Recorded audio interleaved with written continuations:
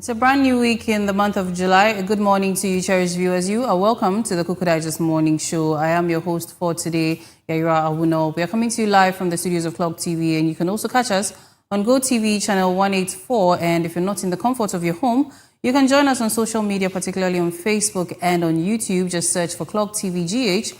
Like and share, share and subscribe to our pages, and then join in the live stream. Now, here's what to expect for the conversations for today. As on the lifestyle segment, we're going to be talking about building a lasting culture of cleanliness with an official from the Accra Metropolitan Assembly. On the online and print segment, also, we'll be speaking to a legal practitioner who's going to be educating us and shedding some more light on the community service bill. And then on the business segment, we're also going to be talking about how insurance plays a role when floods destroy businesses. How far does their role go? You know, when you subscribe to some of these insurance policies, how well is it going to cover you when you are affected by some of these natural and unnatural disasters? So these are the conversations you should look forward to on the Koko Morning Show. Sports will also be bringing us highlights as always. And then also we'll be opening the phone lines as and when necessary. And then, of course, always the WhatsApp and SMS lines are open for you to send in your comments to us. And of course, the live stream as well. So please do well to share your thoughts with us as we discuss the trending issues here. Now, let's take our motivational quote for today.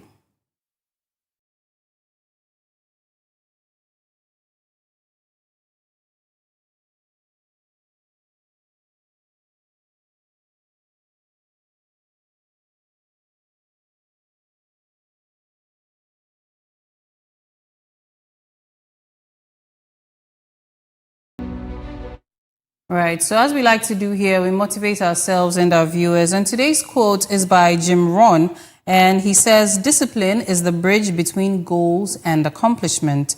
Discipline is the bridge between goals and accomplishment. Now, it says here briefly that goals are only dreams until they are supported by consistent action. Discipline is what helps people to show up, make sacrifices, and keep working even when motivation fades. Success is often less about having the biggest dreams and more about having the commitment to pursue them daily. So this is the quote for today to push us to achieve whatever it is that we have set in our minds. Our dreams can only be achieved if we have the discipline to commit to achieving these goals and dreams. This is the quote for today. Up next is the weather report with Peter Nsia.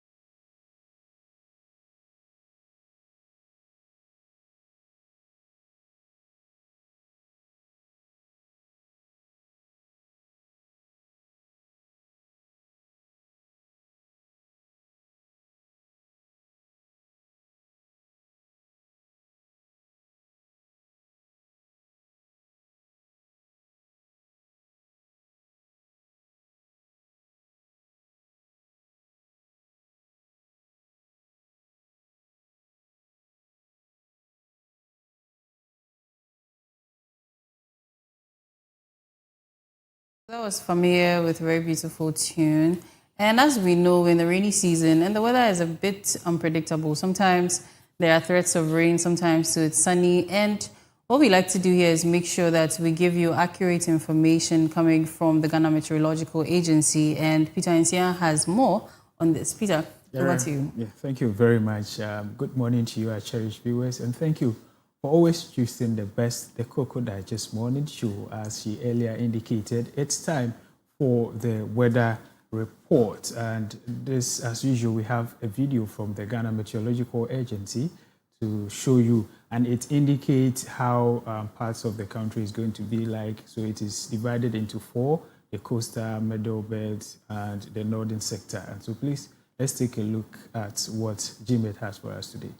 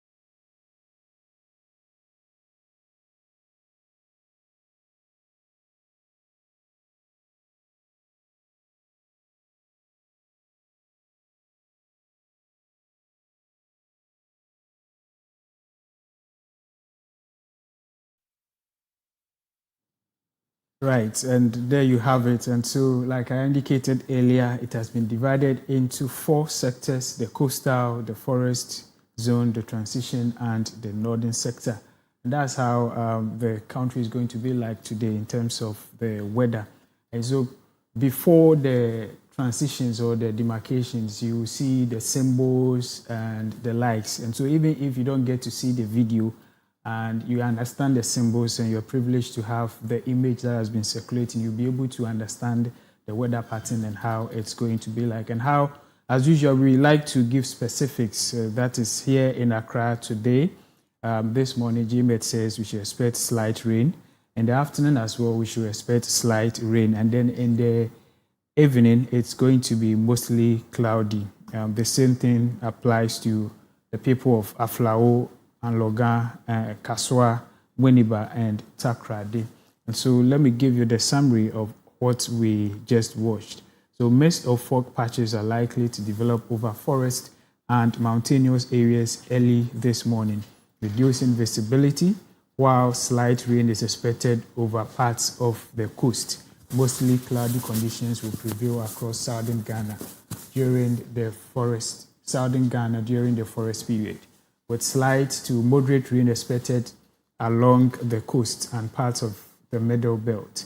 Sunny intervals will dominate the north during the afternoon, with thunderstorms or rain expected over parts of the transition and northern sectors from late afternoon into the evening. And so the northern sector this morning is mostly cloudy, and in the afternoon it is going to be sunny. They're going to experience sunny intervals, and then in the afternoon the people of the Mango should expect 40% chance of rain and thunderstorm as well. So basically, Ira, that's how Ghana is going to be like in terms of weather. It looks as though the rain, we are not experiencing much of the rains as anticipated, but I'm sure maybe we are on break. Yeah, I think nature is just being a bit compassionate towards us, because the devastation, if we are supposed to get as much rain as is usually predicted, I don't think a lot of people will survive it. The death toll and destruction would be much higher. So, yes, we thank Providence, we thank nature for the infinite mercies, and we are learning from our mistakes, obviously.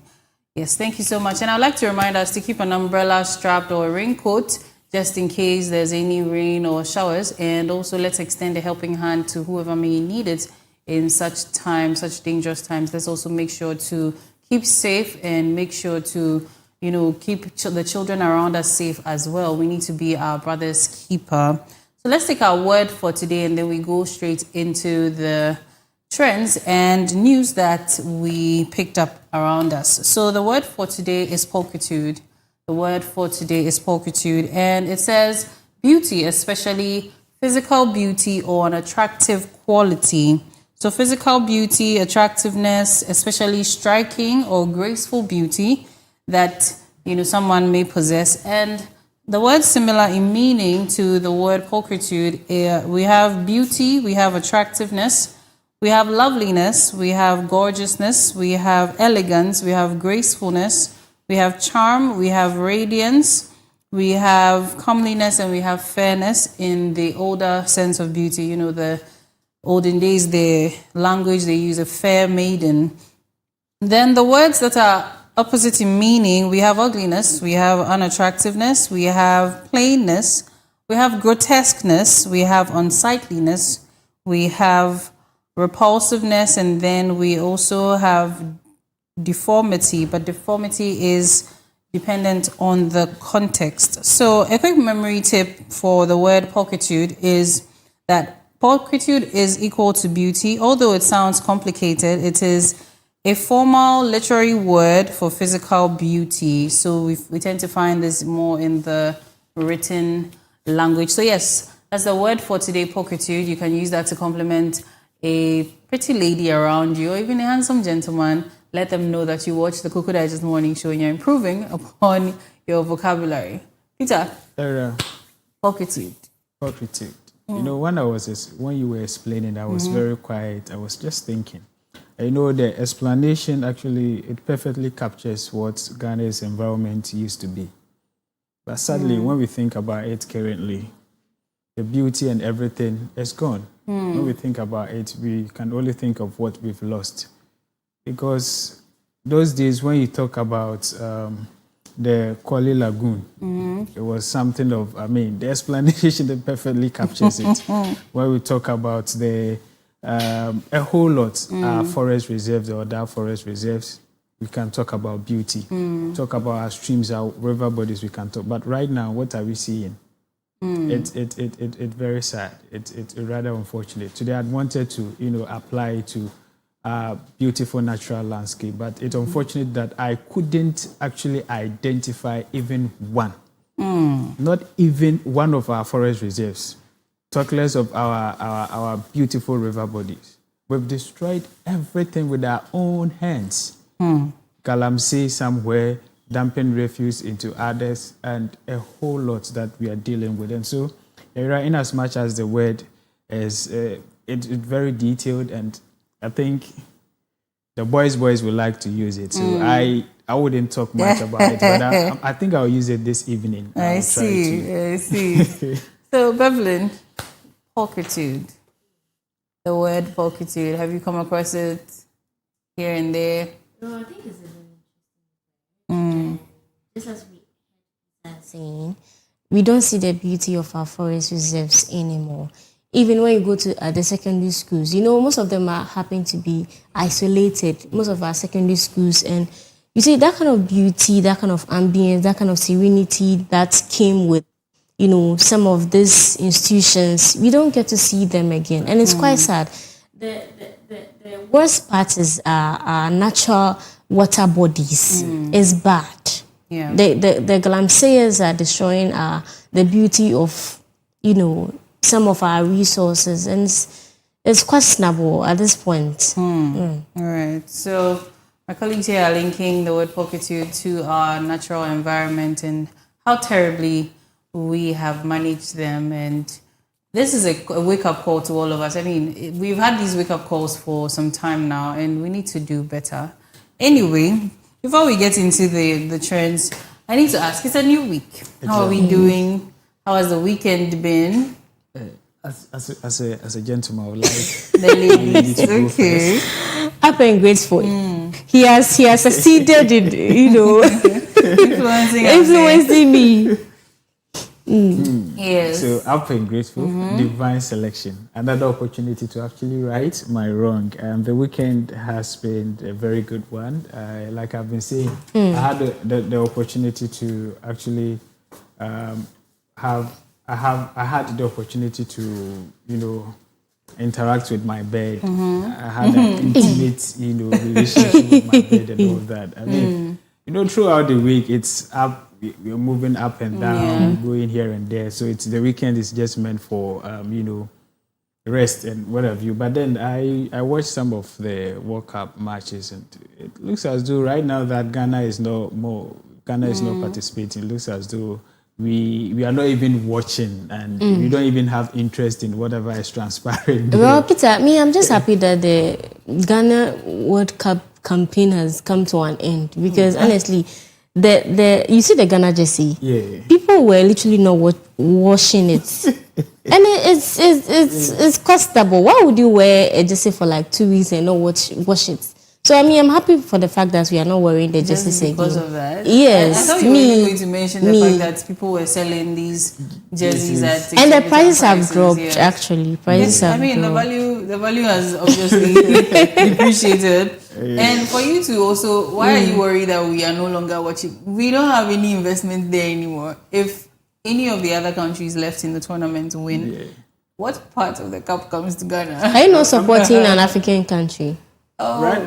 I mean, I wasn't even supporting Ghana, talk less of another country. The sad thing is that we don't even have any African country left right now. Oh, okay. We've all been kicked out. Yeah, so we were hoping that actually Morocco or Egypt can actually, but then they were kicked out. And so. But then I had some other African countries where were not agreeing with Morocco, because I had one of their coach came out to say that they're not playing in favor of any African country, and so they're happy that they even kicked out. There is a trend about the northern African countries saying that they're not Africans representing and blacks and whatnot. But I mean, we're on the same continent. Well, it's all a matter of perspective, and if they do not identify with us, that's fine. I mean, as humans, we have the right to associations and identification. So, but I've been saying whether they like it or yes, they are Africans. They say they are not Africans. You can't force them to be Africans. They just share a part of the continent with us, and that's fine. But on paper, they are Africans. That is their problem. I mean, it does not really have much of a bearing on anything. As long as they are not also engaging in any xenophobic acts like some people we know, then I think it's fine.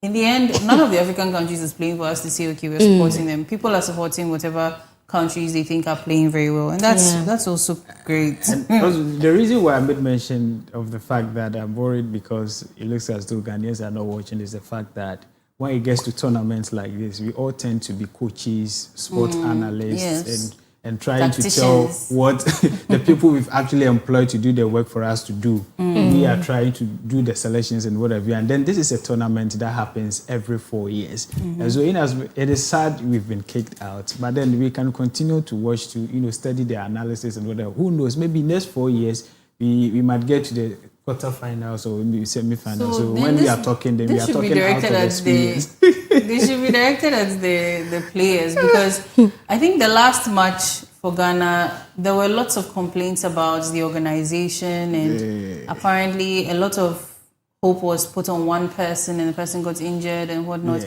And you see a lot of people bitterly complaining. So maybe there's a Black Stars and their team that should be watching and, picking the one or two GFA, things. and then Yes.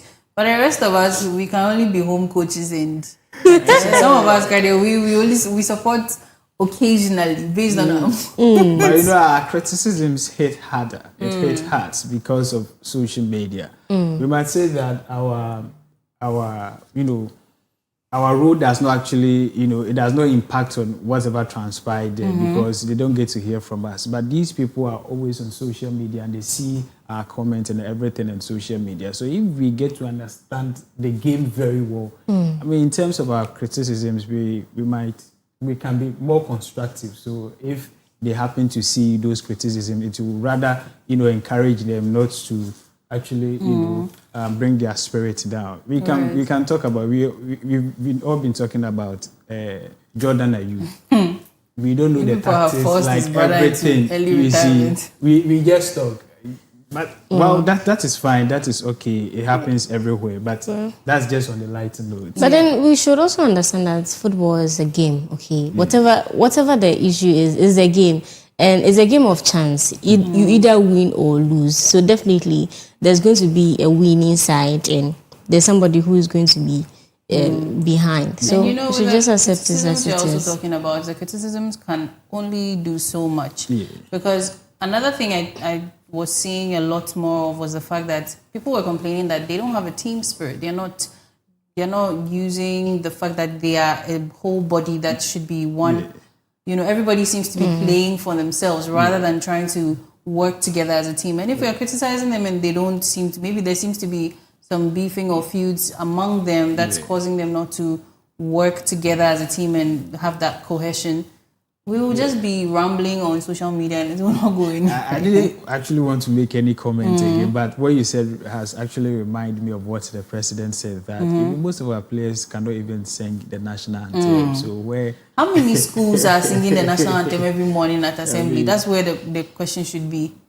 Oh, I think they do. Do they? Yeah, they do. Almost every day. every morning at assembly we do. We sing the national anthem. It still happens. Recite the pledge, and sometimes we even add the Yenara Assassini. Great. Yes, but these days, I think the mornings they do the national anthem in the mornings. In the afternoon they do the tree ones and any other ones. I think they still sing the national anthem. Okay, well, I mean, I think also because of where we may find ourselves, we may not necessarily be so involved in that. We'll not really see that unless you have younger siblings and all of that, because it seems that even the younger children, some of these kids and videos, you hear them, they're singing very strange things, and it's very worrying anyway. But moving on, I think our very first trend would be the fact that there was a national cleanup exercise just this past weekend, and yes, Friday and Saturday were declared by the president as the national days for a cleanup exercise, and I think we have videos of that, so let's take a look.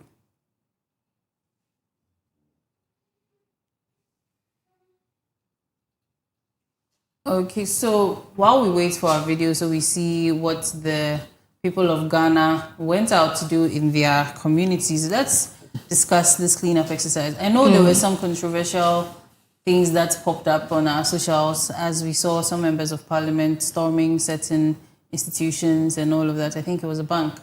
And you remember on Thursday I was asking that, as they've said shops and they didn't mention institutions, wouldn't that be a loophole that certain companies and other bodies may, take advantage of? Right. And people were also, I saw comments on that. People were complaining that all of this seems to just be some sort of eye service, acting as though they're doing something. And yet this kind of energy is not being pushed to people involved in Galamsey, involved in the very terrible things that are going on that we keep talking about, but rather we're seeing, yes, national cleanup exercise. Some people are even being intimidated on the roads. You're going somewhere and then the police stop you to clean up and all of that, and it made it look as though the priorities, even though the cleanup is a priority, it seemed as though we were channeling so much energy into something that we have taxpayers' money being paid into institutions that should have a hand on these things, should handle these things and clean up the society, and yet you're calling all Ghanaians and then trying to intimidate them when there are other issues that should have gotten this much attention. Exactly. I don't know if you also saw anything like that or shared those sentiments.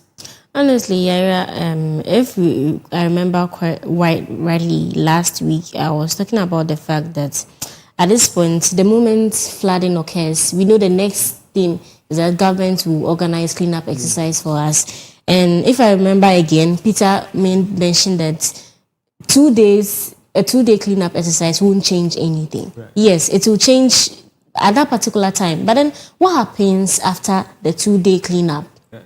Will people still go back to their doings?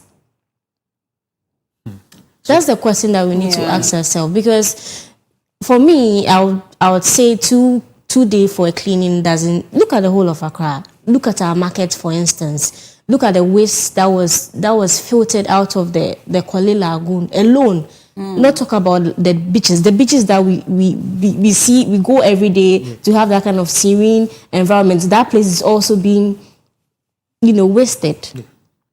So you see, in as much as I actually, the 2-day exercise, it was important, but the timing and the way and manner it was carried out has questions. And so, in as much as it was very imperative at that time because of the aftermath, we needed to clear the debris, the drains, and what have you. Like Beverly rightly said, the aftermath, after the 2 days, what happens? And you see, this 2 days national exercise has actually exposed the weakness in our waste management system. And before I even continue, I'd like to applaud the corporate institutions for their support. They came out in their numbers on the first day to actually engage in the cleanup exercise. The second day wasn't massive because people were not willing to come out to actually work. And I'm thinking that because it was a Friday and the ministries were involved, it forced even here at the ministerial enclave, we saw the head of civil service actually, working and what have you. And so I think that it is good. It wouldn't solve the problem. This is just a reactive, approach to the long-standing, problem we have in terms of our sanitation. Now, talking about the weaknesses it has exposed, we've come to realize that after the first day, many people were calling for, trucks to collect the heap that was what I was about to even ask. Yes. So it means that in terms of waste management, we are not ready as a country. This same issue popped up when the government actually partnered with the private company, the Zoom Lion, and the money issues and whatever. Where Zoom Lion also made mention of, the money involved in acquiring, vehicles for this waste management thing, which of course was not resolved. And so after the first day, we realized that it's a gap that needs to be addressed. And what did we see? The following day, we also heard from the various, ministers and even the president saying that he would have to actually partner with JA Pools to get some trucks on board. And I was very sad when I heard that we have only 2, dumping landfills here in Accra. For the whole of Greater Accra, only 2.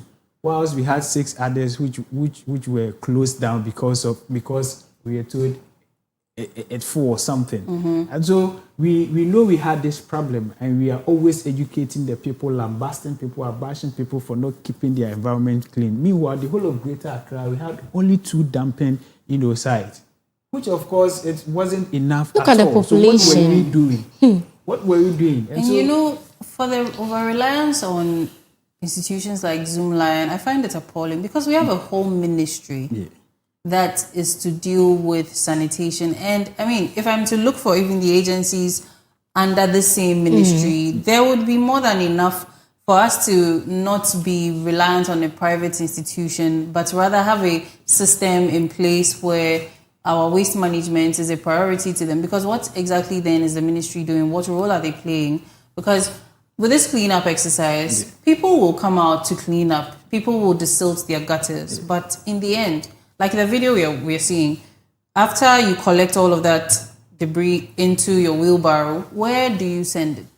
Are there trucks? Are there dump trucks for you to, put all of this into, for it to be collected and taken away? Or you're just going to have to keep it in front of your neighborhood? Even in this circumstance, where are they going to put all of this? Because that is one of the main problems we are facing here. And like Peter was also saying, our landfill sites, apparently we have just 2 left. Even with the 2, what is the capacity at the moment? How much can it take before we are told that okay, it's at maximum capacity? And even that, aside landfill sites, what other long-term waste management systems do we even have? Because if you have just one place you keep dumping all kinds of refuse, at some point it's going to start to pollute the environment. It's going to start causing all kinds of issues. Because I think with the Lavender Hill area, there are people who live around that area. What happens when diseases start to also crop up? Because landfill sites obviously contain a lot of rubbish and debris and all of these things, decaying food, all kinds of toxic waste. What happens when these people are starting to fall ill, So we need to even look at alternate measures. And even with this video, it was this current video where the people are desilting the gutters into the frontage of a shop. It is, I think when I watched it, it was about the fact that the owners of the shops did not come out to also come and clean. And this is a +1 - 1 endeavor. Because yes, you're sending a message to them that you didn't come and clean, so the sort of dirt or filth in front of your shop will be thrown into your shop now. Yes, it sends a message. But in the end, what happens? Because when they come out to clean up their shops and clean up the debris thrown there, where are they cleaning it to? They will obviously just clean it back into the gutter rather than finding, somewhere to desilt this gutter into. This is not right. This is not right at all. And this can also even spread diseases because that black goo from the gutter, the kind of stench it usually carries, it can make you ill, and having that much contact with something like this can be dangerous to anybody there. And as much as it sends a message and all of that, in the end, what is the solution? What is the resolution going to be? Because these people will just clean up, sweep, and it will go back into the gutter. This is so wrong. It's very wrong. This is why I say that, when you give too much power to certain people, this is what they do. We understand that it's an emergency situation that we need to clear our gutters. Now, this person has refused to adhere to the declaration by the president. So the first thing you could have done was to close the shop and just match them to the authorities for the appropriate punishment. Rather than doing this, we understand the urgency. Because this is going to create more health issues. It is a whole lot. And it can even cause disputes among the shop owners there. Because if anything, they should all be called out. Yes, like you said, employ an authority figure to come out and encourage them to just come together and clean up that place. Because if shop 1 cleans the gutter, the next shop does not, the debris will flow to shop 1 and they would also not be happy with that. And even with my question is, was this day 1 or day 2? Because we were talking about the arrangement, but it wasn't clear. If this was day 2, day 1, then it means that these people needs to be actually arrested. Because we were told that for day 1, day 1 is for all the shops to be closed and everything. Everybody should come out. This is a danger. But it looks like people too had opened the shop. Other shops, you see, all the other shops. Some shops were closed, some were open. Yes. So 2 days, one for the marketplaces, and then the other day is for other places, the environment. What if the shop owners actually embarked on the cleanup exercise in their house? Or something, probably, or maybe they are waiting for some time to actually, sometime before they desilt the gutters. No, then that is not exactly excusable because, like you said, on Friday, people were here in the ministry also cleaning up, knowing very well they have homes within which they live. And for one of the days to be a working day and the other one is on a weekend, where on the working day, those who will go to work, maybe that's why the rule or the directive did not say that the company should close, because they were expecting that workers would come to work and then do some work for some time and then come out to clean up these, institutions or these areas, because the central business district is not home to anybody. Exactly. These places don't have homes just around them. The ministerial enclave, until you go around maybe Osu, that's where you find, some residential areas, cantonments and the rest. But here in the ministerial enclave, we don't have anybody's house here. So who will clean this place if not for the workers that come to work? So that would be people trying to now understanding that, okay, on Friday you were supposed to come to work. You were supposed to come work for a bit and then start cleaning up. Maybe you come to work, clean up till about noon, have your lunch and then go back to work and go home. And then on the weekend, which is Saturday, if you have access to your home and there's nobody that can clean up your neighborhood, you do that as well. Because in the end, the debris that comes there, you have a role to play in it one way or the other. But you see, I'm not defending them. But the reason why I said that is that, there are probably people who would not want to do the cleanup exercise themselves, would want to pay money for some people to do the desilting for them as well. And then we also have the sanitation laws, whereby if somebody flouts the rules, you can actually arrest the person, fine the person. It all comes back to the district assembly to help them, and take up their responsibilities.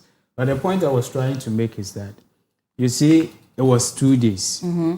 And they were not clear as to whether today, if you have a shop at Makola and you stay at Dansuman or Amasaman, maybe day one, travel all the way from Amasaman, come to your marketplace at Makola. You're not going to open your shop. You are just going to clean the place. Maybe after some time or 2 hours time, or maybe probably one, you can open your shop. That is understand. Maybe Saturdays, you're not supposed to come to your shop. You're supposed to clean your frontage, your environment. That would have been understandable.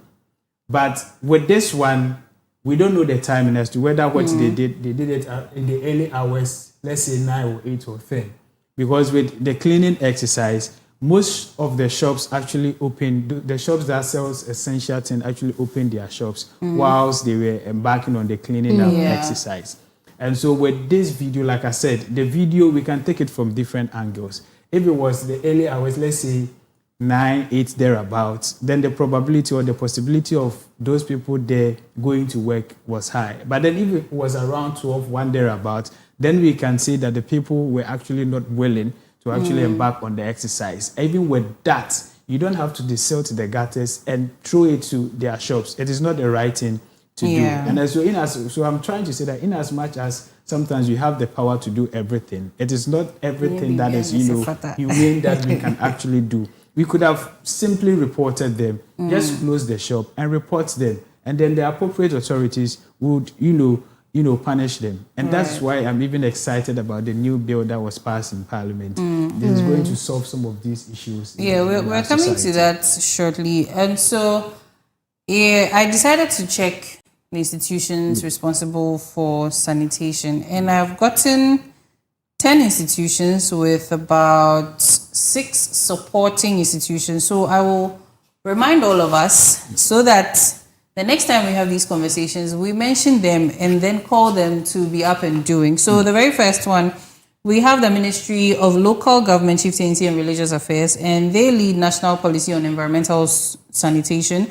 They oversee the MMDAs and coordinate implementation, strategy on implementations of the National Environmental Sanitation Strategy and Action Plan. Then we have the MMDAs, that's the Metropolitan, Municipal and District Assemblies, and they are responsible for the waste collection and disposal, cleaning public spaces, drains, markets, enforcing sanitation bylaws, and providing public toilets and other sanitation infrastructure.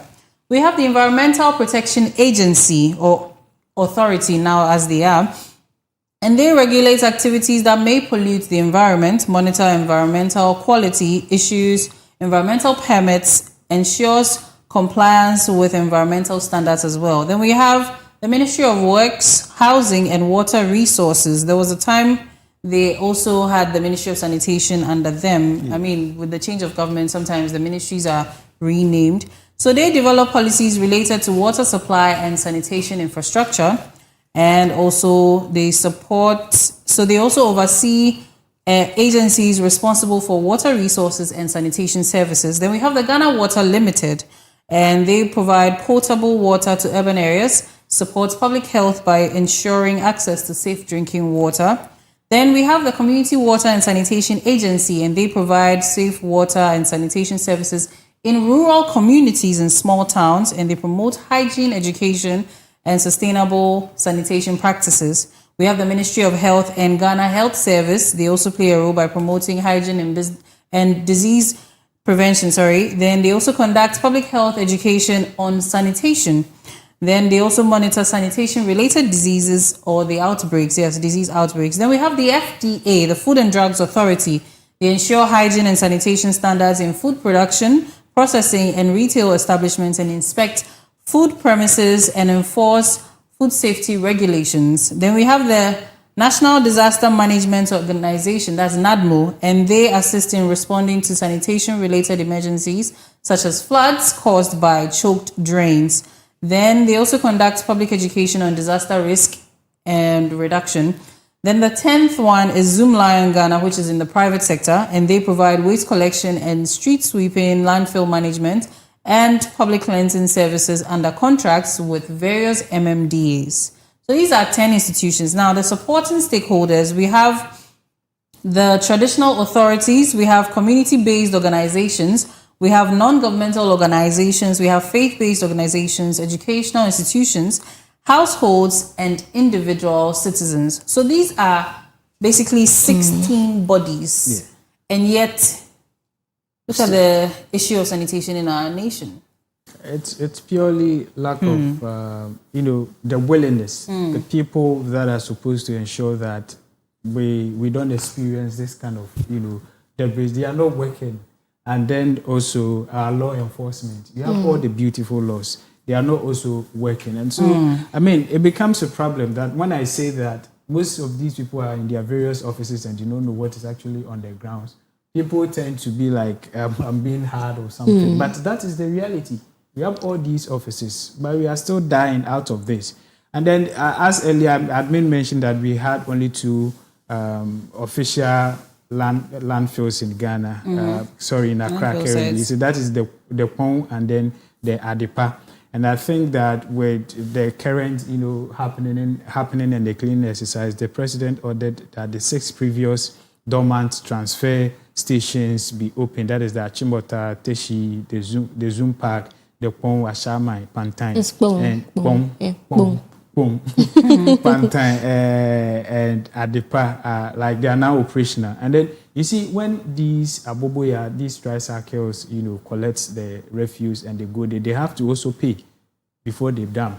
And now, per the president directive, they don't pay. They have to just collect the rubbish and just go. So all these payments that were going on, what were these monies being used for? That is another question we are supposed to ask. We'll be speaking with a legal practitioner shortly about the community service bill. So yes, Parliament has approved the community service bill, marking a significant step in Ghana's criminal justice reform. The bill introduces the community service as an alternative to custodial sentences for eligible offenders, with the aim of reducing prison overcrowding, promoting rehabilitation, and encouraging restorative justice. While the legislation has been welcomed by many, legal experts are examining its constitutional implications, implementation framework, sentencing guidelines, and its potential impact on victims, offenders, and public confidence in the justice system. So we'll be speaking to lawyer Mumin Mashood shortly about this to shed some light and, get us to understand what the community service bill means or entails for all of us. And maybe we can even ask, what are some of the crimes that will cause you to have to, do some community service to also pay back to the society? So I think we were talking about the fact that community service may be a good idea for us, where some of these crimes that are not necessarily so heavy, you can just be made to clean up the community, and then, after for some 6 months, make sure this area is for Peter alone. He's made this place beautiful, then he's free to go. Exactly. Well, I think it's a very good one, but the thing is that I think one problem we have is enforcement. Yes, the bill can be there, people can be held accountable, but what happens if you introduce or the person starts on ground, like you said, Peter, let me not use Peter. Somebody has gone to maybe steal a phone or maybe steal a phone and caught. Yes, in 6 months you are supposed to clear this area. What measures has been put in place, or what measures will be put in place so that Peter or the person doesn't run away? Then we see in the news that Peter is wanted for run away. I was also thinking about that. Yes, I mean, it comes with the compliance and monitoring. We are not actually the first people to adopt it. The people, England, UK, I think they adopted in the 70s. And then even Africa, Uganda, Rwanda, even now Nigeria adopted it in 2022, thereabouts. And then it has a persistent problem. That is, the monitoring and compliance. Like we said, if I commit a minor offense and then the judge decides that I have to embark on cleaning exercise, maybe I have to be cleaning the whole of, ministries for, 6 months. How are they going to ensure that the monitoring, how are they going to ensure that I'm always at work, working? And then with this one, they say you have to work from 4 to 8 hours for a period of, let's say, six months. So the monitoring is the problem. And so we are looking at the implementation of it, the structures that we'll put in place to ensure that we have the requisite resources to monitor each and every one. Because if the monitoring does not go well, then it means that we are kind of, run away, and people wouldn't, feel the intensity of it. Know that if I commit a minor offense, I'll be asked to do something, and then even the compliance and then the monitoring is not there, so I can still be at home, even though I'm under punishment. Go as and when I want to actually work. And unlike you see, sometimes we see the prison service. Sometimes I see them come out to clean, and then they are being monitored. Exactly. They are shackled. They are being monitored, but this is the sense that you've not confined them to a place where you be looking at them. So it's going to be an issue but I'm sure they've learned their lessons. But I'm super excited because of the economic aspect of it. We arrest criminals, we detain them, and we have to feed them, provide security, health, and everything at the expense of the taxpayers' money. And many people, actually argue that, we are housing them and feeding them. We are not getting any benefit.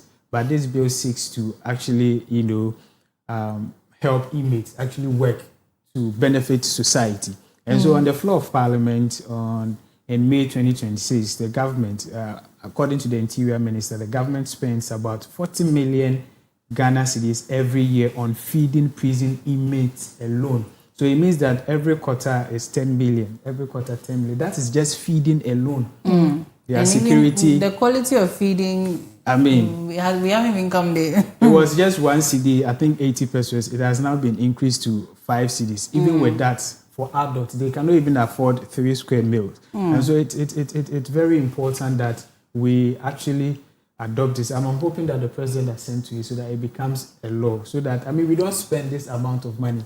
This is just for feeding alone.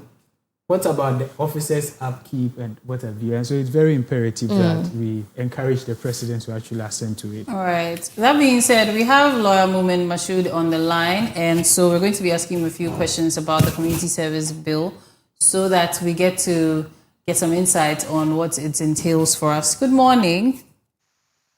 Good morning. Thank you so much for joining us. I hope you're well. I'm okay. And good morning to you and your listeners as well. All right. Thank you so much. So, straight into the community service bill conversation. What does the community service bill seek to achieve, and how is it going to be significant within our criminal justice system here? Now, when you look at the community service bill that was just passed by Parliament, you see it gives legal backing to community service as an alternative to imprisonment for specified offenses. Now, in achieving this, it set up the National Community Service Secretariat that will ensure the monitoring of offenders. Now, you asked about its significance. Now, it is significant because it formally broadens the Ghana sentencing option by moving away from over-reliance on custodial sentences. Okay. Yes. So, in brief, that is just what it seeks to achieve and the significance of this bill. Okay, so my colleagues and I were also asking ourselves about how we're going, or how the system is going to be able to get these offenders in order or in check so that they can perform their duty as the community service bill will, sort of demand of them. Because at this point, we're not going to have them in the prisons, but rather they may seemingly, or the way it looks to us is as though they may be free to go and have to come to one place or the other to clean up and then go back home or something. Can you shed some light on that, please? Now, so in order to ensure that those offenders are able to execute what they are required to do under law, now we have a more of a balancing justice and rehabilitation system. And now, remember, there are various institutions that are to play a role. Mm-hmm. We looked at the statute provision. We have the issue of the Secretariat in collaboration between the Judicial Service, the Ministry of Justice. We even have the local societies and civil society organizations. Now, this keeps offenders accountable while giving them structured path back into society rather than just punishment. So it is not just a one kind of institution work. All these institutions that I've mentioned will play a role in ensuring that the offenders execute their mandates under law. Okay, so from a legal standpoint also, which offenses or offenders are likely to qualify for community service? Is it the person who steals a phone or a file or something much bigger? Now, if you look at Section 40 of the bill that was passed, it has listed the offenses that fall under the category of the community service. It gives the judge that discretion. And now, if you look at under Section 40, the offenses listed are offenses that have a term of imprisonment of not more than 3 years, with or without the option of a fine. Okay. But it has also listed other offenses under subsection 2. And all these are, so we just categorize these are minor offenses. Minor offenses, not major offenses. With offenses, the term of imprisonment should not be more than 3 years. All right. So with the minor offenses, I mean, the lay Ghanaian and I, we sometimes deem certain things as minor offenses, but in the face of the law, they're not, so minor. So can you break it down and give us maybe practical examples of what could be termed as minor offenses? For instance, assault. Okay. You and somebody have an issue, and then probably during that escalation, let's say probably you slap the person. That's an assault. Okay. Yes, this is an offense, but this can fall under the category of a minor offense. Depending on the gravity? Depending on the gravity of it. Okay. Well, if you also look at issues of, let's say, disturbing of public peace, for instance, you come and then you open a drinking spot in public, and then you are bashing heavy music. Yeah. And then you are seeing there's so much chaos ongoing there. This is destroying, you are disturbing public peace.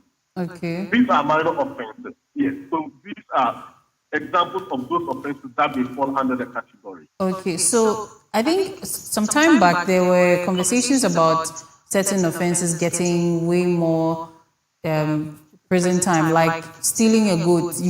Someone goes to steal someone's goat and then the judicial system sentences them to about 7 years in prison. Is that a minor or a major offense? Now, remember, in sentencing, the court takes into consideration several factors. Okay. Whether the person is a first-time offender. Assuming somebody that it has become a large habit to always steal a goat. Then they need to be So incarcerated. the court takes into, or probably the person is stealing the goat, there was use of force. Now that does not become stealing again. That is robbery. Once the element of force comes in play, that's robbery. Okay. From the left perspective, we might just consider it as stealing of a goat, but trying to steal it, maybe he used force, he threatened somebody, that becomes robbery. Right. Okay. So depending on how it is committed, then we can say it fall under the category of the minor offenses. Okay. So this is to all of us. Whatever we think may be a minor offense may not be a minor offense. So let's be careful and also make sure to do right by the law. And let's try to also make sure that we do our bit as community members. If you have community service that's your sentence, please do well to pay your quota to our society. So back to this, how does the bill ensure community service remains a punishment that upholds justice while promoting rehabilitation? Yes. Now, when you look at the community service that upholds justice, now, if you look at, remember, the whole idea of punishment under the criminal justice, it's not because we hate the offender, but rather we hate the act committed. Yeah. You get it? So the whole concept is to ensure that the person comes to the realization of their wrongdoing, and the person is at the same time being able to be reintegrated back into society. You get it? Yeah. So the whole idea of a community service is rather than putting the person behind bars, the person is rather made to, one, do something meaningful to the society. And this ensures accountability. So in this case, This is the whole process. yeah. So in this case, how then will Ghanaians look at it, or how do we get to sort of sensitize Ghanaians to not think that ukodi bonia ube prepra krumha or something, and look at cleaning the environment as something more of a deterrent rather than something that is needed for the environment, is needed for our society, and also promotes rehabilitation? Yes. Now, to the Ghanaian public, if you look at it from that concept, it does not necessarily mean that the person is going to be doing cleaning. Okay. There are other services the person may offer to the society. You get the whole concept. It can be teaching. Maybe the person is a teacher, and this person is eligible, but because of some minor offense, this teacher is going to be locked out away for about 2 years or so. Now, this teacher can be made to teach Without pay. certain rural communities where probably it's difficult getting teachers to go to those places as part of the service. It's going to be impactful to the society. You get the whole concept. Right. So, yes, some people may look at it otherwise, but the majority of Ghanaians welcome this whole concept. Rather than putting somebody at the same time, the state will have to spend money to feed the person and all those stuff. Yeah. Exactly. Okay, so with that also, how then would you suggest that compliance and enforcement be undertaken so that, because with this example you've given, yes, a teacher commits a minor offense, he's sent to a rural area to teach. How are we going to make sure that that teacher actually goes there to teach as his community service? So for me, I will propose that we introduce the electronic case tracking system Okay. You know, if you go to advanced jurisdictions, they have some of this like in the form of an anklet. Yes. That sometimes is being put around the person, which would demarcate the area within which the person is supposed to move about. Now, once the person goes out of that system, it will trigger an alarm. Yeah.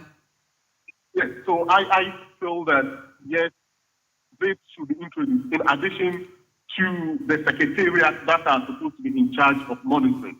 But you can introduce this. Now we are in an era where technology is everywhere. Yeah. We have CCTV cameras now that you can even be in Kumasi and still be able to know who has come around your house just from your phone. Yeah. Yes, so I think that going forward, we should be able to implement the electronic case tracking system, and this will ensure compliance. All right. And So, also, it should be the responsibility of you and I as well. yeah, definitely. Thank you so much. So, what are some of the practical or legal challenges you foresee with this bill? Well, for me, the challenges that I see in relation to this bill has to do with funding and staffing of the new secretariat. Okay. Funding is always an issue for our jurisdiction. If you observe, we always have civil servants going on demonstration for increase in salaries. We have, so most of these things are around. And funding is one of the challenges that I see that this system is going to have to be able to contend with. Now, we also have the issue of the electronic monitoring system nationwide. Now, if you look at rural areas, sometimes in our rural areas, even phone network is a problem to get network. In fact, just move to Eastern region, some parts of Eastern region, if you go there, you have to be positioning yourself over and over to be able to even get network. So I feel that the electronic monitoring system, if introduced, is also going to be a challenge. And we also have to look at the issues of training judges and probation type officers consistently. Now, this also comes at a cost. You get the whole thing. And also, another challenge will be coordinating with local authorities or civil society for placement. That is also going to be a challenge. Okay. But I feel that these are challenges that we can overcome as a nation. Okay. Yes. Thank you so much. So I think my colleague Peter also has a question or two for you. Right, Council, Okay. thank you very much. My question is, Ghana has long periods on remand without conviction. Does this bill address that problem, or does it only deal with convicted persons? I didn't get the question. Part of your listen was off. You were off a bit. Ghana has often struggled with the issue of people spending long periods on remand without conviction. Does this bill address that problem, or does it only deal with convicted persons? Well, it's not that I know. It has not mentioned anything on persons on remand. Remember, somebody on remand has not yet gone through the full justice system to either be acquitted and discharged, or acquitted or even convicted.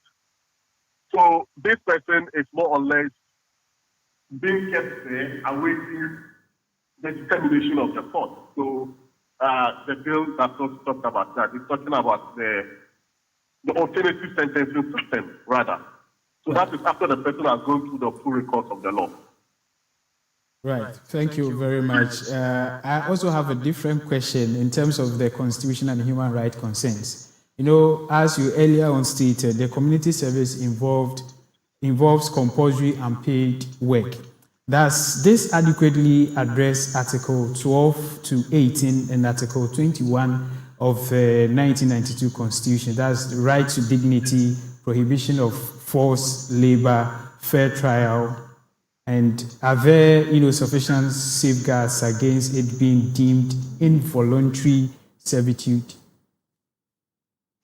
Yes. So now what you have to understand that, yes, there are issues of fundamental human rights which from Article 12 to 33 mentions various types of rights. Right. However, what you need to understand is that your fundamental right may be taken away. For example, you have the right to life, but the court may make an order for your life to be taken, Right. depending on the circumstance. You get the whole concept. Right. You have the right. You have the right to free movement, but in issues of security concern, a curfew can be imposed on you, and yet you cannot move. So what you have to understand is that public interest, to some extent, supersedes your personal right. Right. Right. Thank you. We're looking at it in terms of public interest here. Right. Thank you very much, Council, for that clarification. I think that will be all for now. Okay, so Council, before you go, what key takeaways would you want viewers and listeners to draw from this conversation? Well, for me, I want to indicate that this bill, if implemented well, could meaningfully ease prison overcrowding and cut government spending on feeding healthcare infrastructure for inmates. So, for me, this is something that we should all welcome and we should all support for it to work. Right. Thank you so much. One of these days, we'll have to have you here so that you can take us through the bill and, all the legal language about it into detail. Thank you so much and have a good day. You too. Right. So that was Lawyer Mumin Mashood giving us some explanations into the community service bill. And yes, we've learned one or two things, and this is something we should welcome in our society. And unfortunately, we can't talk more about this as the business segment is just on standby. And the business segment is also going to be teaching us one or two things, when it comes to insurance, about the fact that when floods and other, natural disasters, destroy your business, does the insurance actually come in to pay, or if it doesn't cover, what to do? So Peter will be joining you as you get into that conversation. So right after this break, the business segment will begin.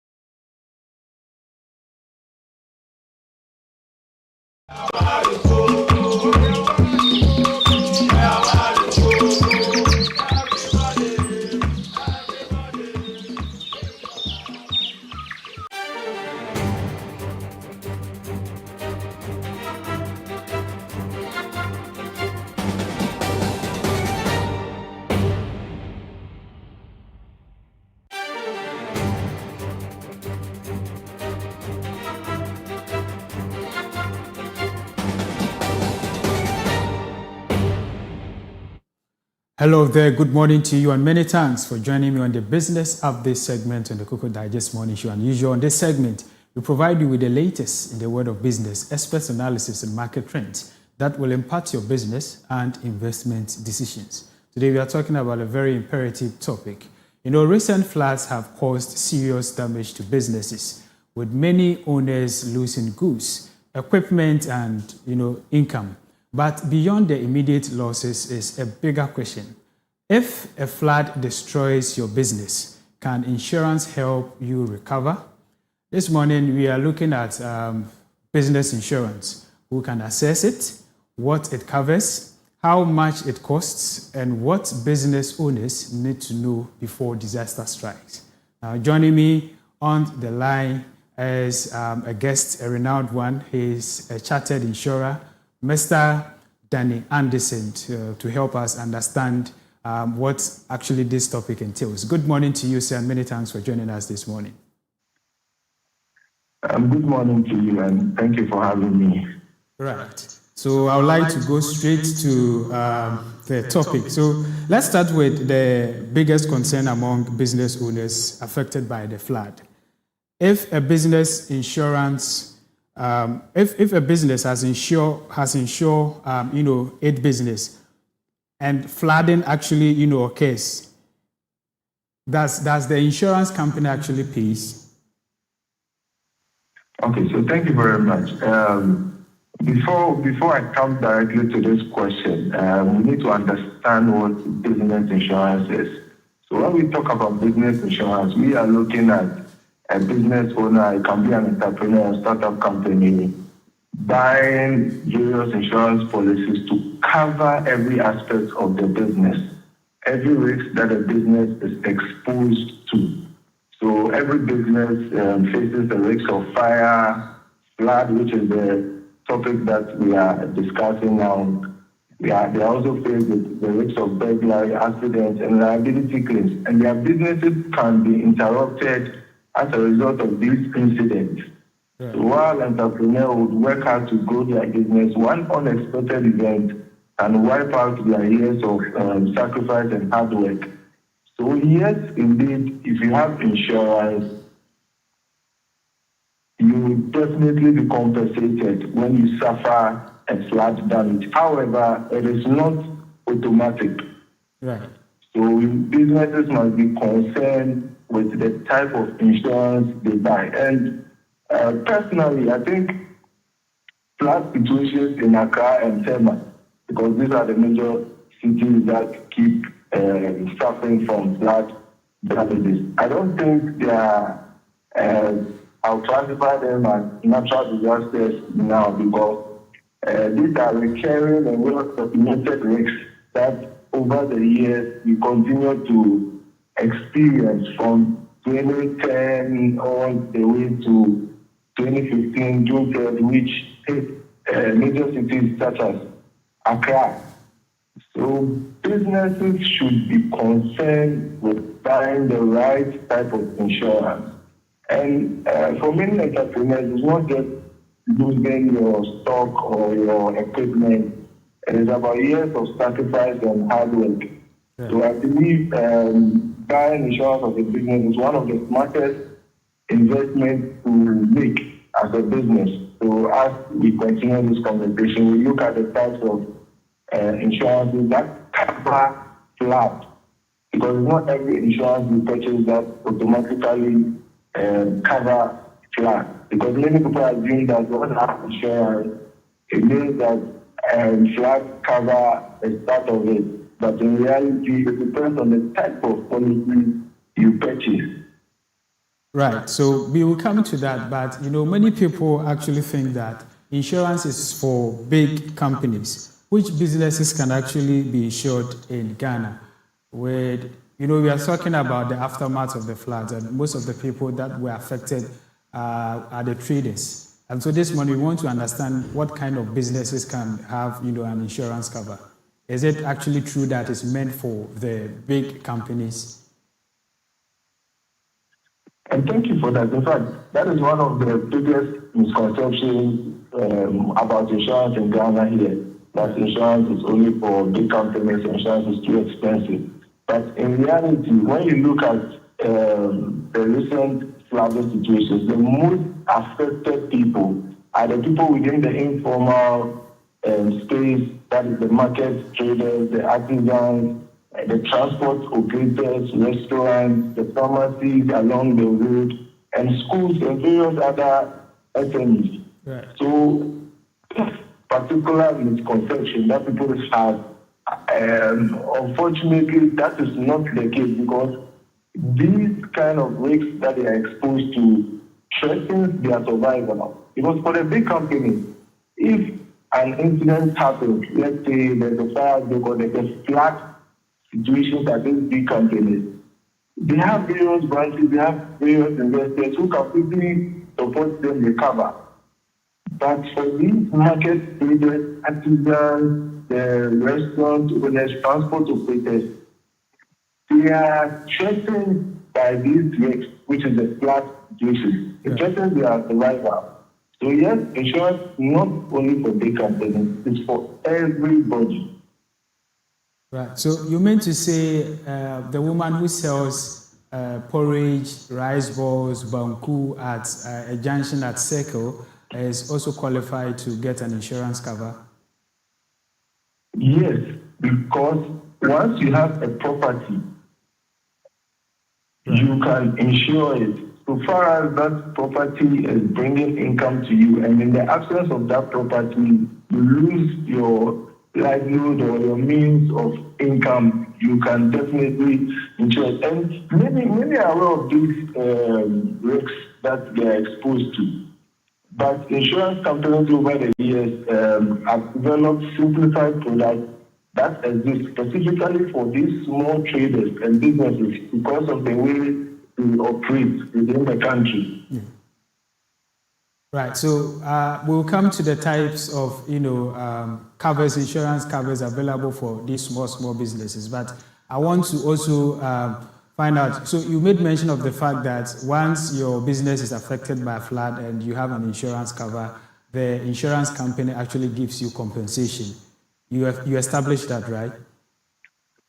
Yes. So far as flood has been specifically stated as a peril, which is being covered on your policy. So it is not automatic, as I mentioned earlier, right? Because the standard policies people buy. So let's say a business will go and then buy a fire policy. Fire policy doesn't automatically cover flood. Right. So you would have to speak to your insurance broker or the insurance companies to ensure that it's stated flood cover on your policy. Because you should never assume that flood damage is automatically covered when it hasn't been specifically stated on their policy. Right.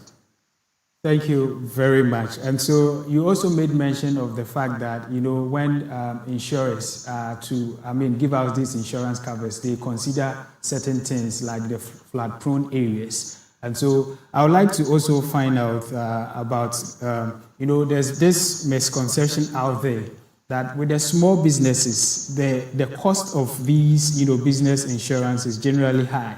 And so, like you made mention of the woman who sells porridge, rice, and what have you, is thinking about her income. Are there affordable, insurance policies for these small businesses? And if they are, what are some of them?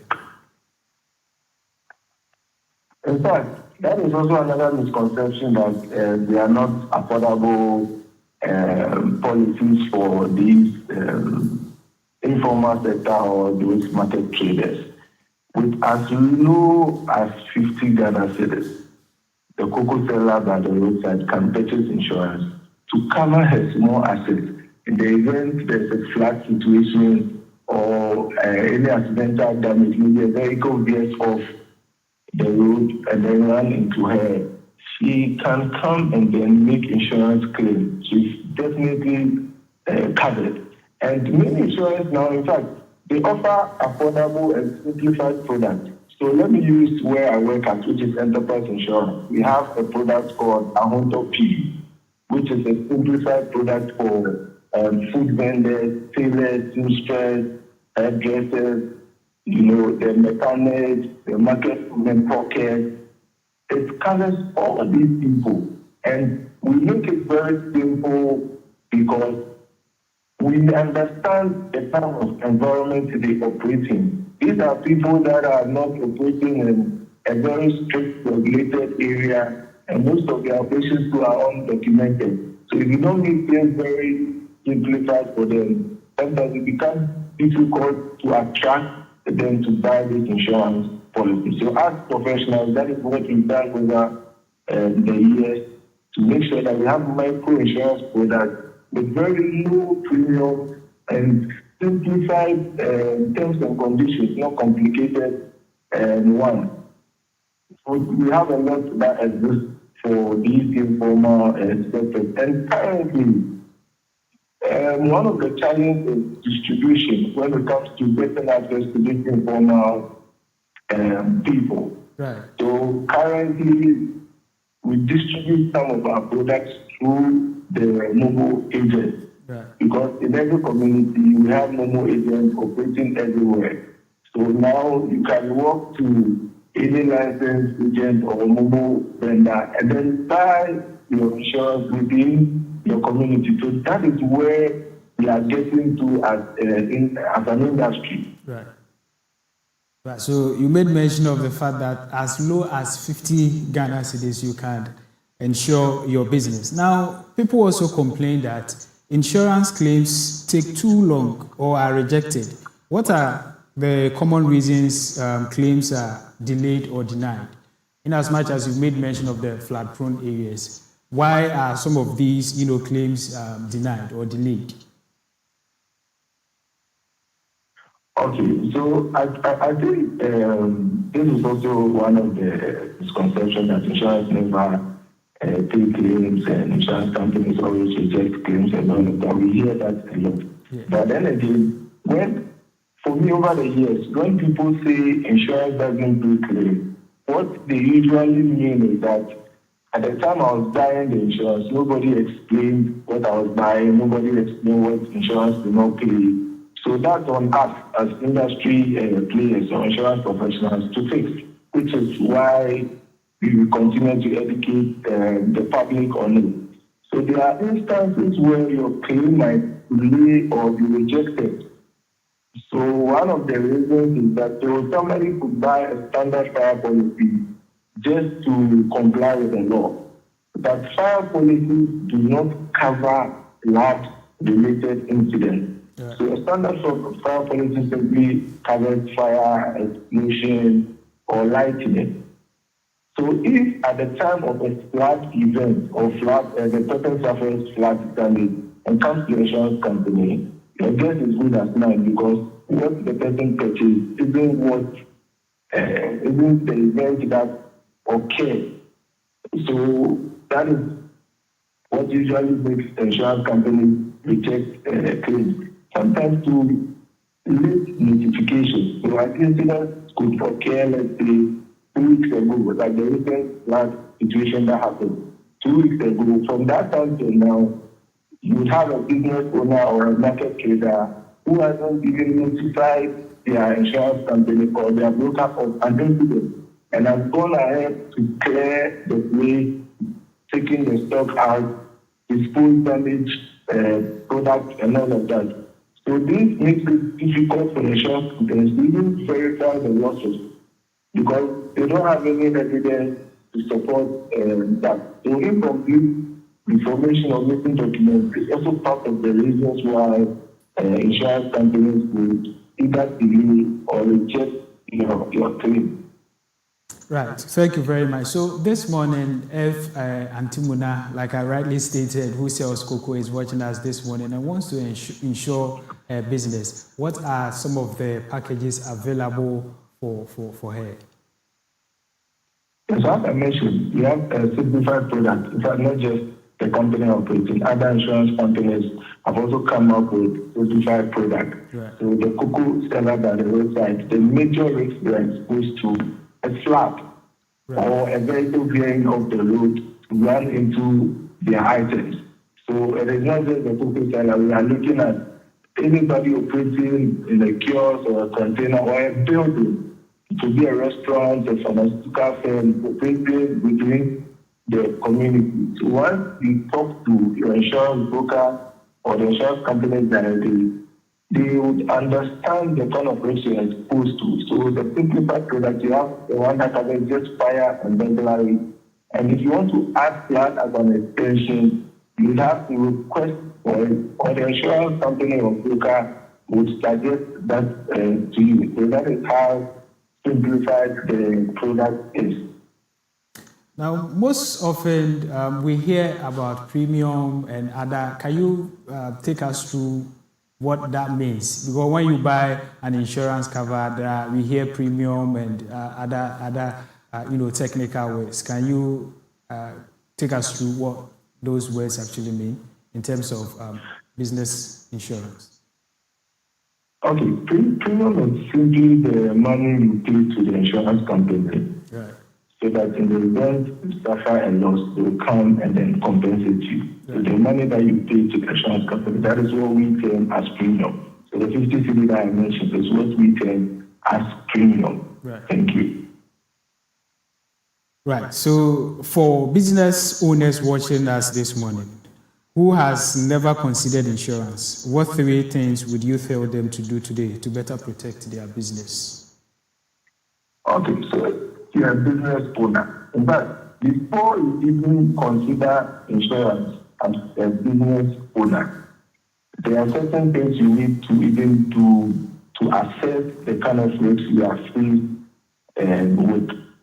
So you have to make sure that wherever you are operating at, the environment that you are operating at is safe. It is not a flat road area, because if you don't look at the environment that you operate at and you suffer flat damages, in fact, it increases the likelihood of you suffering a flat incident. So usually we ask business owners to make sure that they look at the environment they operate in and contact a licensed insurance broker. I always say this. Do not buy insurance on your own, leaning on your own understanding. No, it doesn't work that way. You have to contact a licensed insurance broker or walk into any insurance company for them to assess the kind of risks you are exposed to. And also, you have to look at your environment, whether you have a proper drainage system around your business premise. If not, you have to install flood barriers so that in the event you suffer flood, you'll be able to mitigate the impact. So for, let's say, a pharmaceutical firm or a restaurant or a shop at Kaneshi, you have to elevate your stock, especially when you know you operate in a flat-zone area. You don't leave your goods just on the floor. You have to get pallets to at least elevate the stock as well. And when you are insuring, make sure you are disclosing all material facts to the insurance company. Make the insurance company know where you operate at, and the insurance company know the type of goods you sell or you distribute, and insure it adequately. So provide them with the right value. And one of the key things I want to end with this is that because we are talking about flood, make sure that you confirm from the policy document that is issued to you. Don't assume you have flood cover. Confirm if flood has been explicitly stated on the policy. And also maintain proper business records, because that's one of the challenges as an industry we face with these sectors. Because when you operate in, they have, should I say, undocumented or little documentation. So I would advise business owners to maintain proper business records, keep an up-to-date of their inventory of the businesses. It can be invoices, your stock list, or asset register, which you use to operate the business.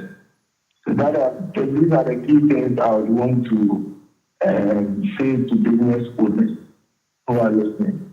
Right. Thank you very much, Mr. Benny. There's a comment here. The person wants to find out what factors determine how much someone pays.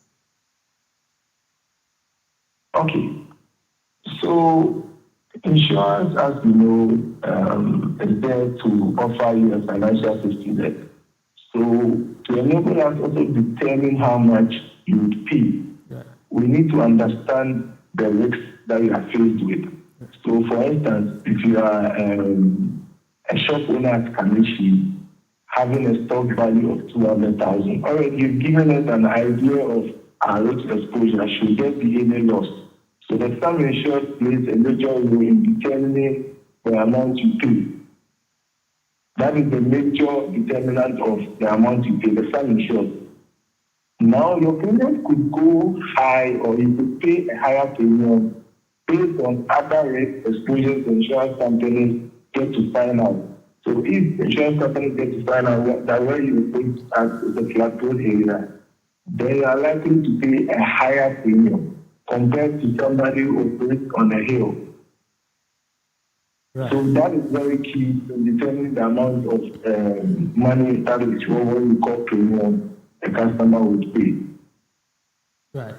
So let's now talk about the educational aspect of it. Despite the risk we see every year, many businesses still operate without insurance. Why, as an expert, why do you think insurance penetration among businesses remain low, apart from the ones that we've mentioned? Okay, so why businesses remain uninsured? In fact, when you look at the recent, the June 29th incident, government released some 300 million as contingency funds. Yeah. These relief items are not compensation. It doesn't help your business to recover. You can only be cushioned for just a day or two. But the main reason why I think or I believe people remain insured is the perception, the misconception that people have around insurance. So that kind of affordability perception, which we have debunked this morning. So people say insurance is too expensive. Many SMEs believe that insurance is priced for large companies and not for market store or small shops in Ghana. So that misconception is what we've dealt with now. And also, people are not aware of the simplified products insurance companies are coming out with. Right. I believe they are marketed well, but not, out there. So, especially with the informal sector, they are not well marketed to this informal sector because you need to understand their language and the environment they operate in. So they have little understanding of these available products for them. And also there's a distribution gap. Not everyone can have access to insurance because most insurance companies and brokers are centered within Accra or Tema, like the major cities. So you have somebody who is operating a shop in the rural area, wouldn't be able to get access to a broker to buy insurance because all of these players are heavily centered in Accra. And also trust. People have no trust when it comes to insurance. Yeah. And this could come as a result of their past experience. Maybe their claim was delayed or rejected due to one or two genuine reasons. So it is not as though insurance companies do not pay claims. In fact, insurance exists to pay claims. And we have a regulator to bear in mind, the National Insurance Commission, which is our regulator. They exist to make sure that all insurance companies fulfill their obligations or pay claims should their customers suffer. So day in, day out, you have them coming around to audit insurance companies, make sure they are paying claims. And what I want to end with is that the informal sector themselves, they operate without any formalized documentation or business registration.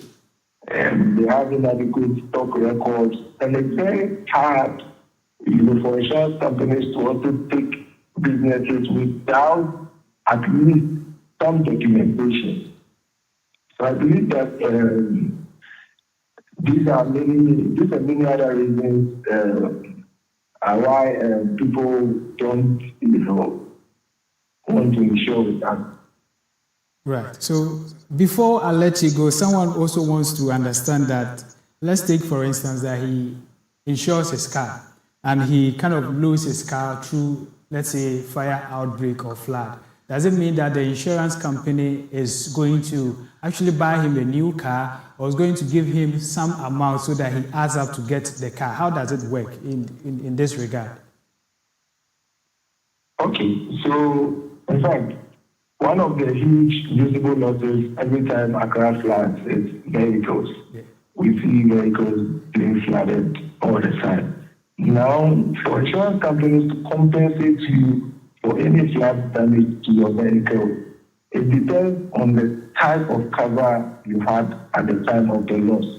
So the minimum vehicle insurance is the third party, which doesn't cover any damage to your vehicle. However, if you purchase a comprehensive insurance policy, not third party, a comprehensive insurance policy, this cover automatically has flood included in it. Okay. So once you suffer flood damage, the best thing to do is that do not touch your vehicle, ensure you are safe, and then quickly notify your insurance company or your broker, and you'll be sorted out. Right. So it means that we have the third party and the one that you just explained. So with the comprehensive one, that is where the company is likely to actually get you a new one. But with the, can you throw more light on the third party aspect of it? The third party insurance. The third party insurance policy, in fact, that is the compulsory insurance by law. That's supposed to take third party to cover the legal liabilities towards other road users. And when we say other road users, we mean individuals, pedestrians, other vehicle users on the road, somebody's property on the road. So any third party, which is not part of you, is covered under these are third party policies. So when your vehicle damages another person's property, that is when insurance comes in to compensate the other party and not you, the policy holder. Basically, that is third party. Right. Is there any other form of, insurance as part of, apart from the third party and then the one you previously explained? Is there any other option? Okay, so for businesses, there are quite a number of insurance policies that cover flood-related incidents. So even with the fire policies that businesses take, they can add flood as an extension. So if you're a business owner and you have a fire policy, this is the time to really look at the document that the insurance company has issued to you and then make sure that you request for flood cover. So we have something called, we have a policy called fire and allied perils. Yeah. So aside the commercial building or compulsory fire, you can add allied perils to it. The allied perils such as flood, storm, dust pipe. Often these are for businesses and SMEs.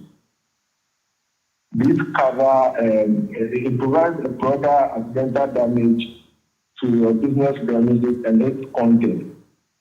Another policy that we have, which is called business interruption. So, flood don't just damage your property or your stock. It also stops your income should you suffer a flood. That is why we have this business interruption to make sure that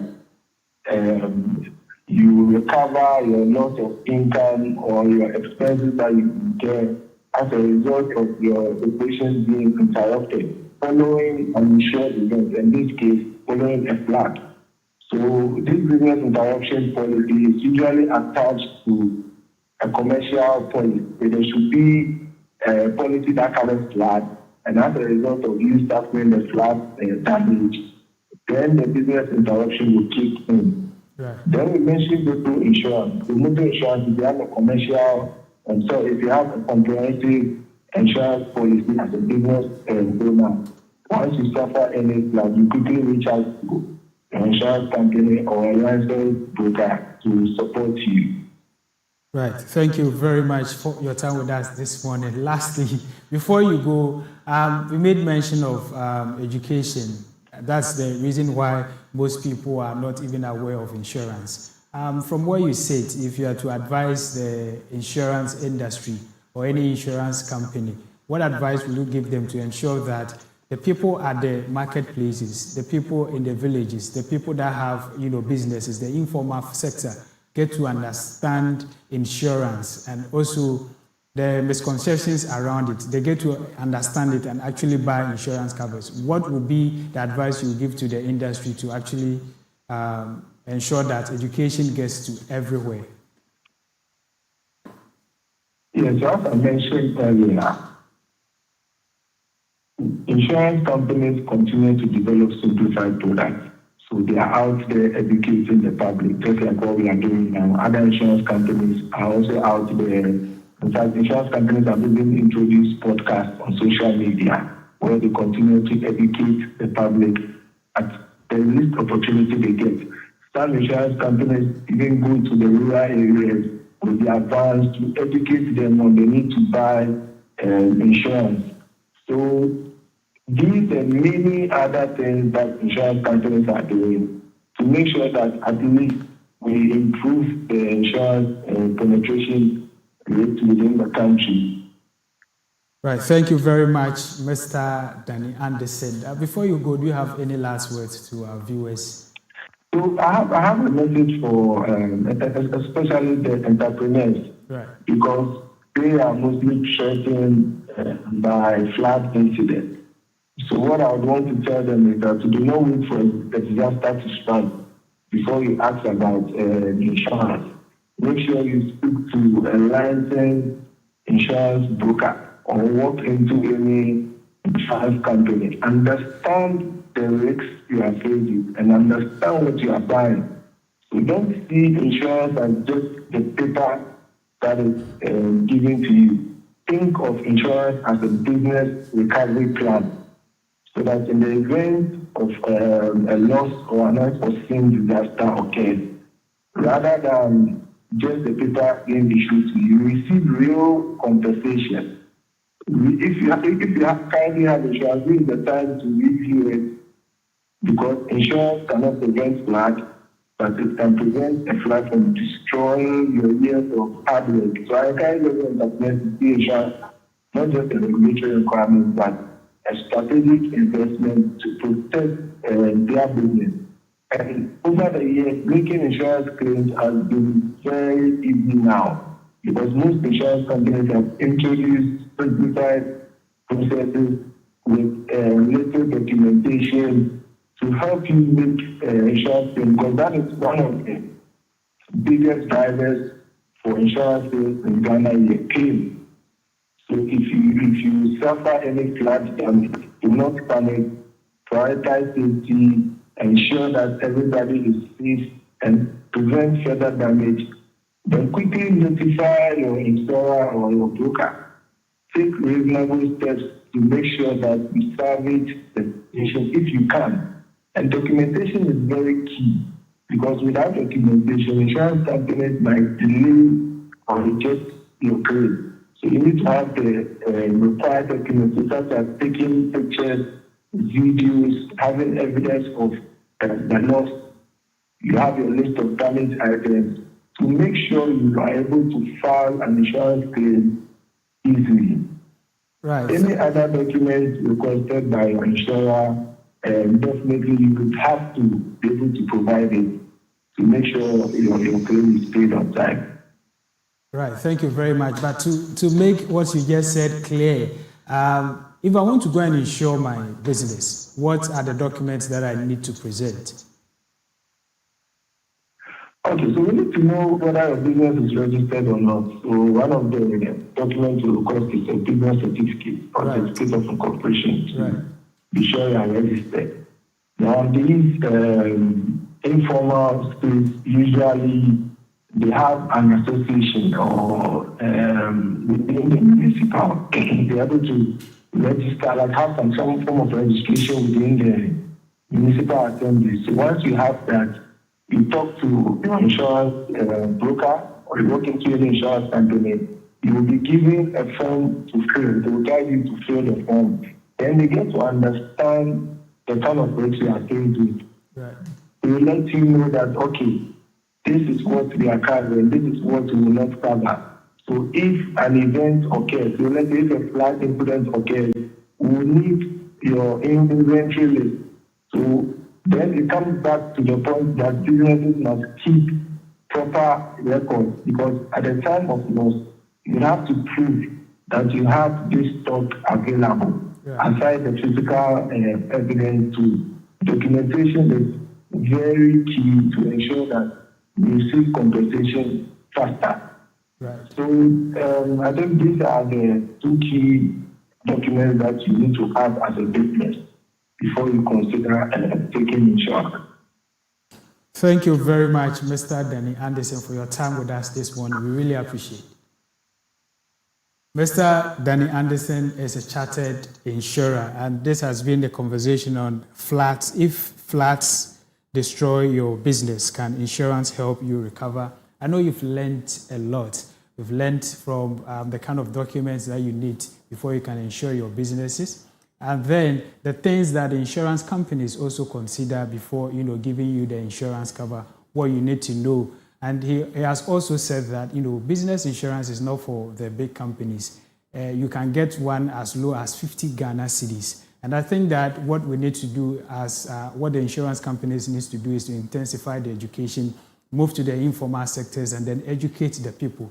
We also we spoke about trust as one of the reasons why people do not want to actually insure their business, which of course he gave explanations to that. And then in terms of flood, he made mention of the fact that we have different insurance covers. So if you bought one that covers flood, we have fire and many others. And I think that you've actually learned a lot.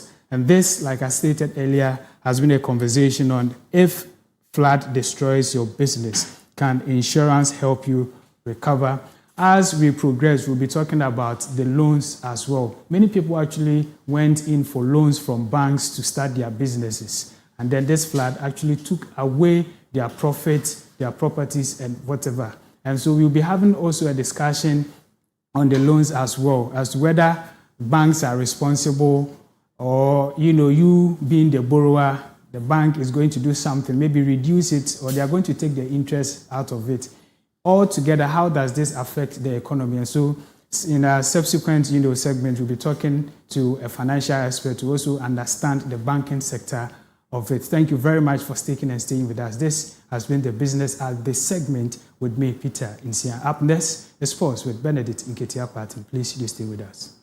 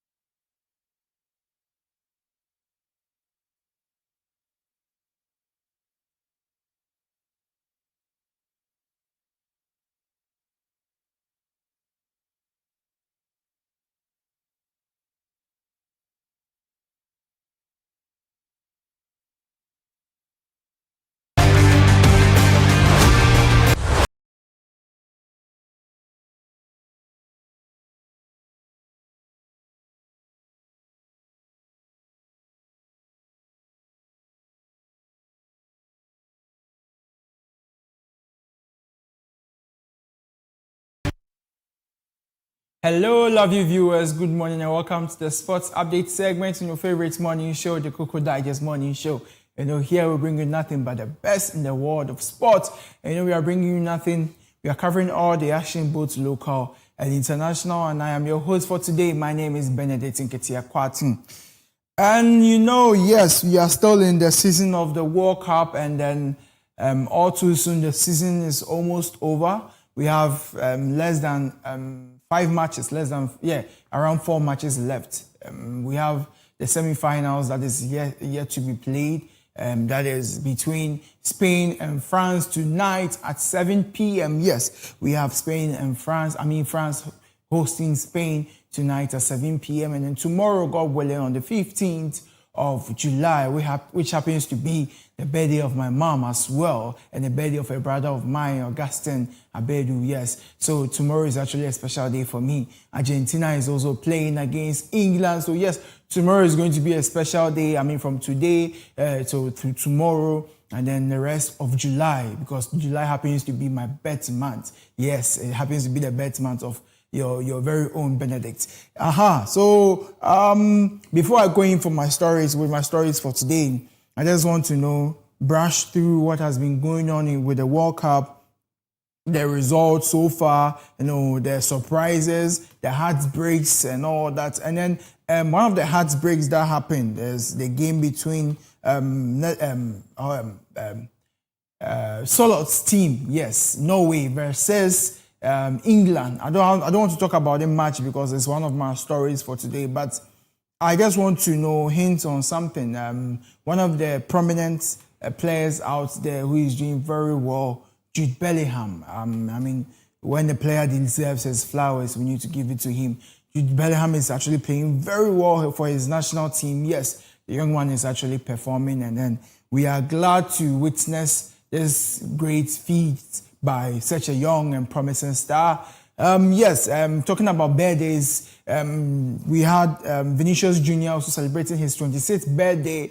And of course, yesterday, one of the very best in the world of sports when it comes to football, Lamine Yamal. Yes, yesterday he celebrated his 19th birthday with the Spain national team. Vinicius, obviously, he's gone home with the Brazilian team. They couldn't proceed ahead of the tournament competition, so they had to go home. So he celebrated his birthday with his family and friends, his loved ones, and with his girlfriend. Yesterday, Lamine Yamal celebrated his 19th with the team, the Spain national team, with another young star, Victor something. Yes. So yesterday was actually a joyous day for the Spanish national team as they celebrated 2 of their youngsters. They were both 19 years of age.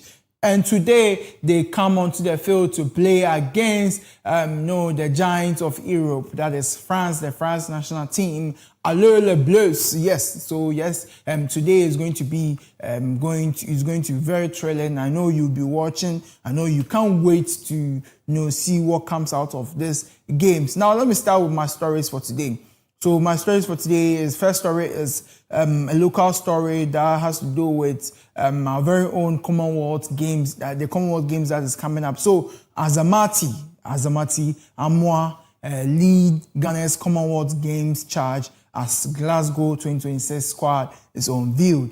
So yes, the Commonwealth Games 2026 that is coming up in Glasgow. The squad for the Ghana Commonwealth team has been unveiled. You have a 38-man squad, 38 team that is going to represent a nation, which is going to represent Ghana across 9 disciplines. So we have 9 different games that is going to Ghanaian team are going to participate in the Commonwealth Games, and then the team, the persons leading the Ghanaian team, the Ghanaian squad is Azamati and then Amoa. So we know Azamati, one of the, our runners, our sprint men. And then, of course, Amoa, also another sprint man for the Ghana national team, who are doing incredibly well to put our names out there.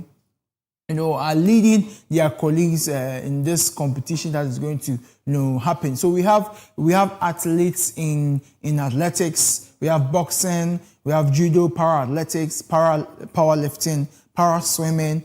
swimming, track cycling, and weightlifting. So the squad includes 13 track and field athletes led by sprinters Benjamin Azamati and Joseph Paul Amoa, who both returned to lead the nation's charge in the sprint and relay. So Azamati enters the games with a season's best of 10 seconds in a 100-meter race, and Amoa has clocked 20.24 seconds in the men's 200-meter race. So we have Rosie Abua also, so which means that we are not taking out the women from this competition. We have Rosie Abua, who leads Ghana in the high jump sensation. Yes, so she was also made a squad after clearing 1.96 meters during the NCAA season. So the women's sprint team will be led by Deborah Achampon, Anita Efrifa, and Yvonne Brighton. So in the boxing field, we are fielding 10 athletes from the boxing field. We have Nancy Bamfo, Ramatu Kwe, and Ebenezer Ankra, among others. So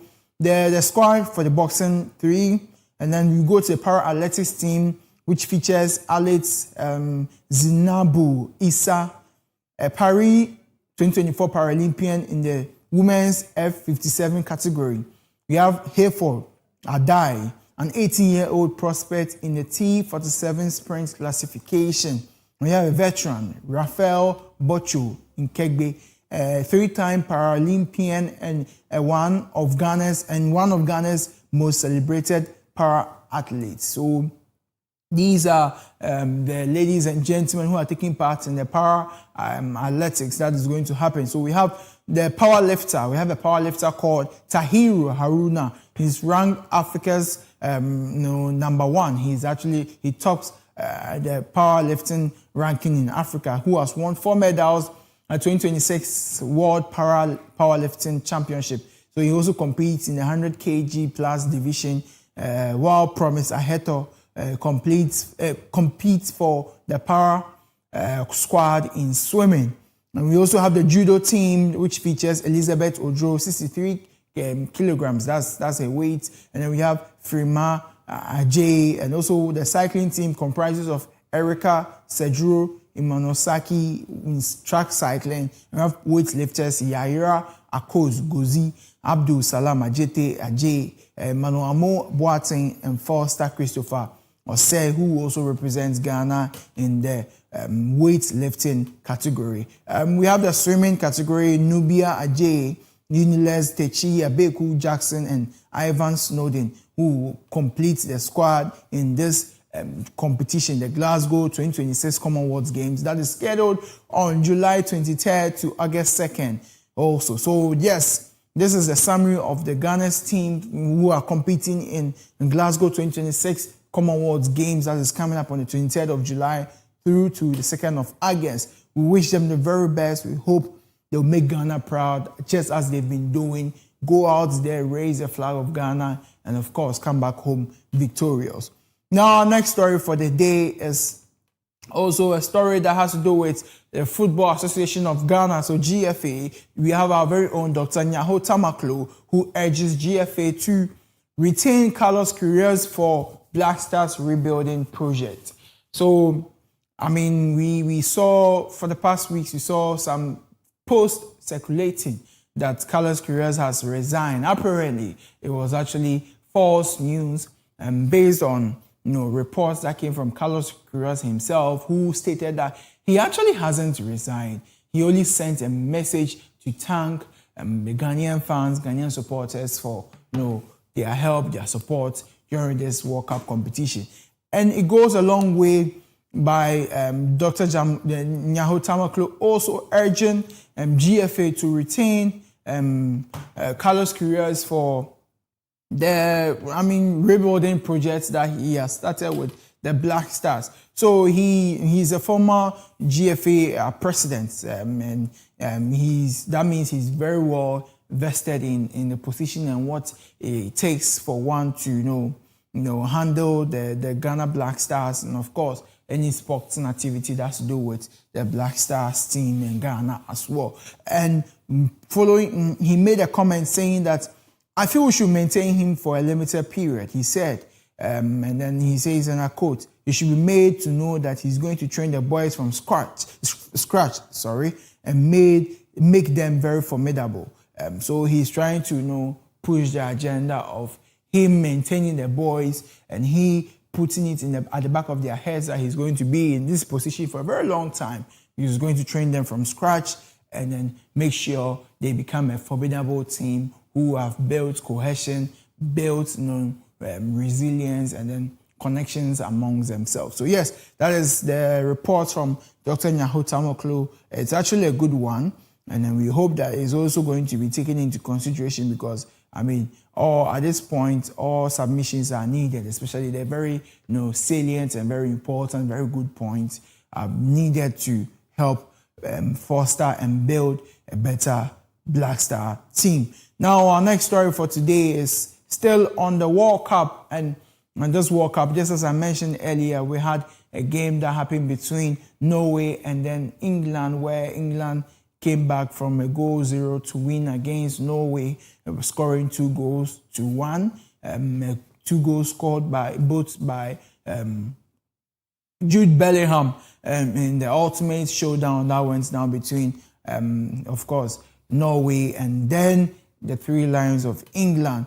And then after this game, the headlines reads, 2026 World Cup, Solot receives death threats after not passing to Haaland in loss. Now, it's quite sad because I watched this game between Norway and then England. And I watched the very transition that led to Solot holding the ball and not passing to Haaland. The moment that is making up in the news waves this morning, for the past week.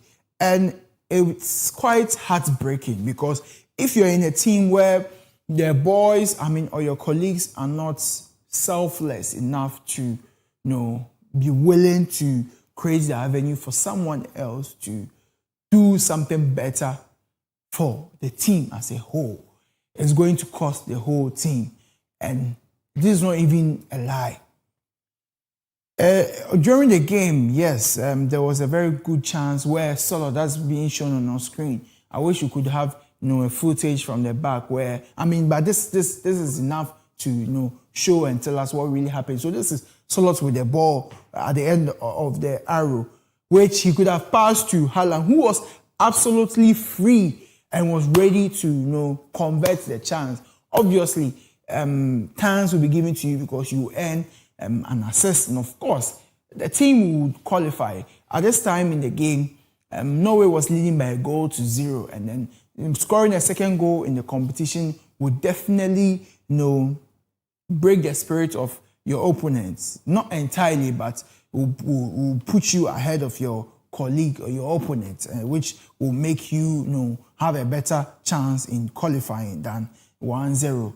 And Solot could have absolutely 100% passed this ball to Erling Haaland, who was very open to convert this ball into the net. But for reasons known to only him, Solot decided to hold on to the ball and waited until the defenders covered the pole, and that is when he decided to shoot, which was actually deflected by one of the defenders, and the keeper had to catch the ball. A very soft ball and a very silly approach, decision, a poor decision by Solot in this game that happened. A comment on X says that this is the moment Norway lost to England, up by a goal, and in this position, Solot refused to pass the ball to Erling Haaland for what would have been a second goal for Norway. Best part is Jude Bellingham scored the equalizer 3 minutes later, just after this blunder by Solot. And he sent messages that people are sending him death threats. It says, please commit suicide. Excuse my language, viewers. It says, please commit suicide, you idiots. Tell your man that he should leave Norway. Jump off a cliff and I'll kill him. Some of the messages were quite, scary, being directed to him. Yes, we understand it's heartbreaking and all, but I think it's football. We know people who love football, who invest so much into the sport. So when something happens, it actually hurts them more than what is seen on the eye. So we know people are actually heartbroken by the decision of Solot not to pass the ball to his colleague Haaland. But I think we should ease up with the death threat. He also has a family. He has people looking up to him. He belongs to the society. And he's also doing very well. He actually contributed so well in Norway getting to where they've gotten to. So let us not just write him off just because of what happened and all that. But I believe Solo could have done better, and being selfish in this position actually costed them did them more harm than any good in this competition. But yeah, it's a love for football, love for sports, and when you're talking about sports, football, anything can happen. Who knows? They could have even led by a goal to 0, and then England will still come back and beat them. So yes, we'll just accept the results as it is and then move on from there. Now, our last story for today has to do with transfers. And then when you're talking about transfers, one of the best when it comes to transfers, Fabrizio Romano, yes. And we've had reports coming from Fabrizio Romano on transfers since we know that transfers are happening. And one of the bigger news that is trending is Manchester United unveiling Andre Santos after a £50 million move from Chelsea. So yes, this is a winger from Chelsea who has been sold to Manchester United just this week, which actually came up to a surprise, from fans, from viewers, because they were wondering how did this happen so easily and so fast, because Andre Santos is actually a very good player who was doing very well. Unfortunately, he had injury issues last season, so he couldn't perform to his utmost best, but he's actually being written off of as one of the best when it comes to football for club Chelsea. Unfortunately for Manchester United, they've been able to buy him for £50 million and move him from Chelsea to Manchester United. And one of the players that has also been United are making moves. So we have Yuri Telemans, also a Belgian who played very well this World Cup competition, who was actually captaining the Belgian team, national team.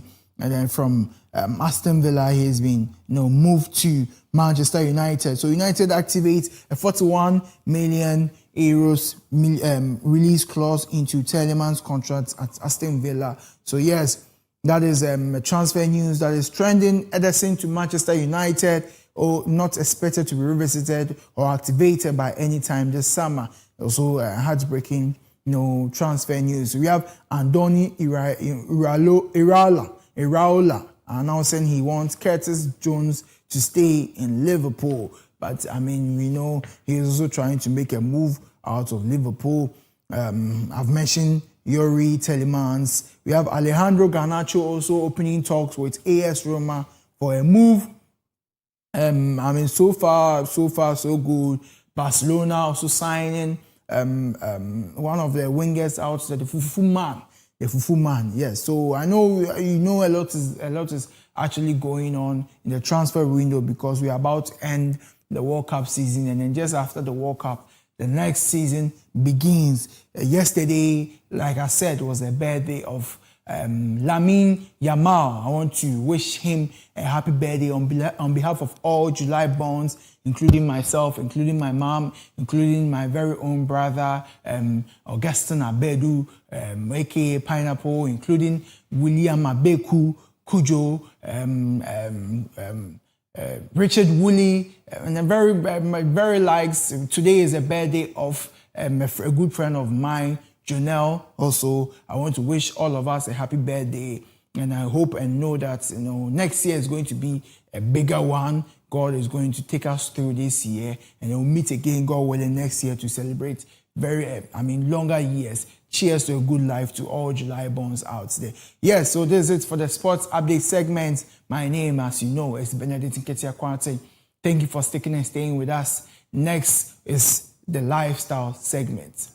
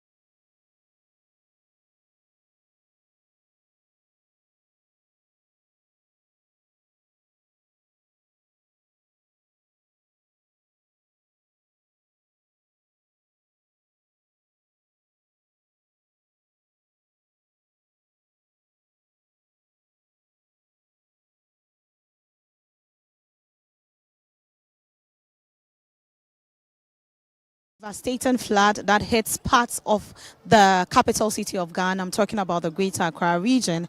The president of Ghana, President John Dramani Mahama, has declared 2 days or dedicated 2 days to ensure that we keep our surroundings clean. And so this Friday and then Saturday are the 2 days we are going to ensure that we keep our sanitations in check.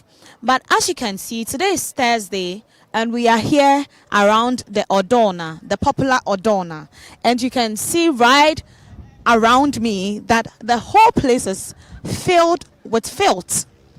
And after the flood, we've seen that there have been vehicles going around, sanitation vehicles going around to collect the debris and then the rubbish from the flood. But as you can see, there are some places in Accra that are still having these debris and then refuse, rubbish everywhere. And we are asking, what if it rains today? Is it not going to bring back the flood? What is going to be the situation of those living around here? Because as you can see, there are squatters all around here. People live just close by here. And look at the refuse close to them. These people eat, live, move, have their very... My name is Nico T, and I've lived in Carnation since childhood. In fact, the situation here is very bad. It is true government has declared 2 days cleanup exercise, but nothing is being done about the Ebola here. At first, we know Zoomline was the one in charge, but now we don't know. People rather come here and dump refuse, and we have some people also collecting money from them and allowing them to dump the refuse. Assembly lecture say was a man when you look like here. Want to get here other side face. Be a potter and the bola bar. Come go to again. Nutulation lawyer. Nutulation lawyer. It's a pay me and I'm true. Some talk about me fighter. Lola Baba machine. In me okay. Aboko Yabi Baba Jeka Look at the nice building some company have come to put up here. We came to confront them, and all they could tell us is that they have permits from the assembly. And they don't care about the waste being dumped at their back. In fact, the authorities have to do something about this, because if they don't, it will get into something else. The waste here is causing serious health complications for some of us here who lives around.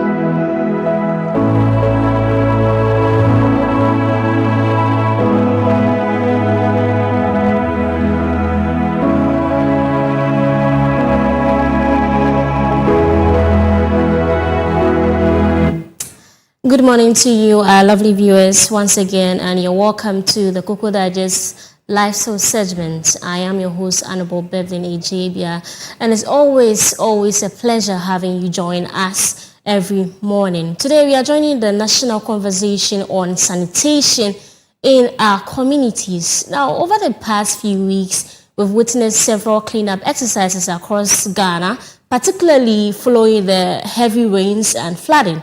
Now, while these initiatives are commendable, they also leave us with some important questions to ask. Like, why do our surroundings return to the same states just days after a cleanup exercise? Is the challenge simply about waste collection, or have we failed to build a culture where cleanliness becomes part of our everyday lives? More importantly, how do we move beyond occasional cleanups and make sanitation a daily habit, a daily, part of us? And to help us, answer all these questions is someone whose department, goes a long way and play a vital role in keeping Accra clean and healthy.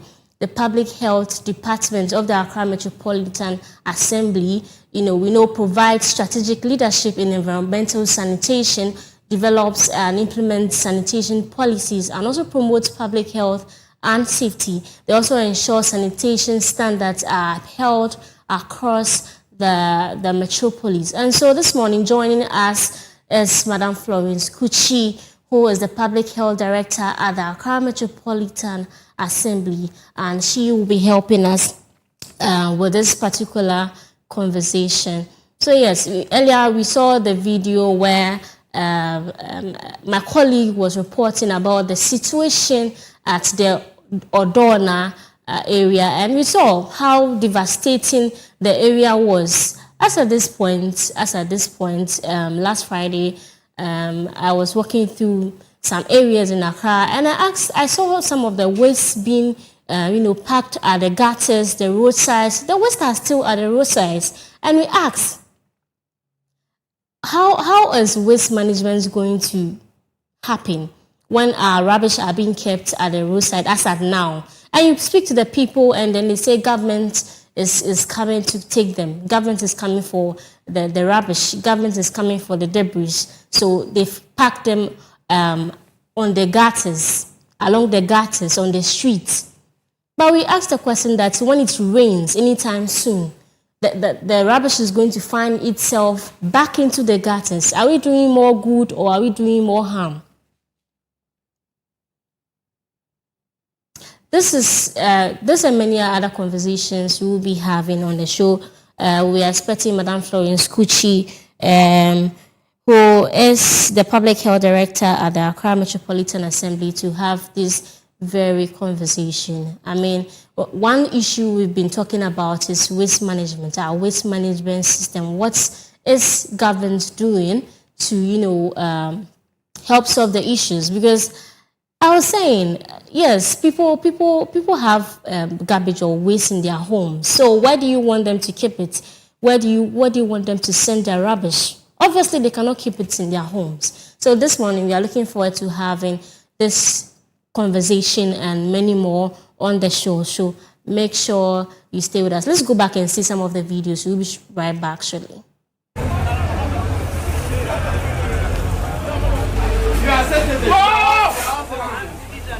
So we are all working. I don't know there is working if I know. So just 5 minutes. No, I do. No problem. 5 minutes. I do my place already. So yeah, we are all doing it. 5 minutes. Put your phone inside the bag. 5 minutes. There we go. Use your phone. Brother, stop sleeping.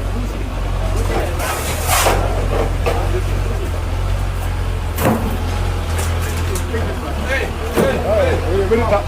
Guys, give me the food. Give up. Hey, come down. Go down. My own everybody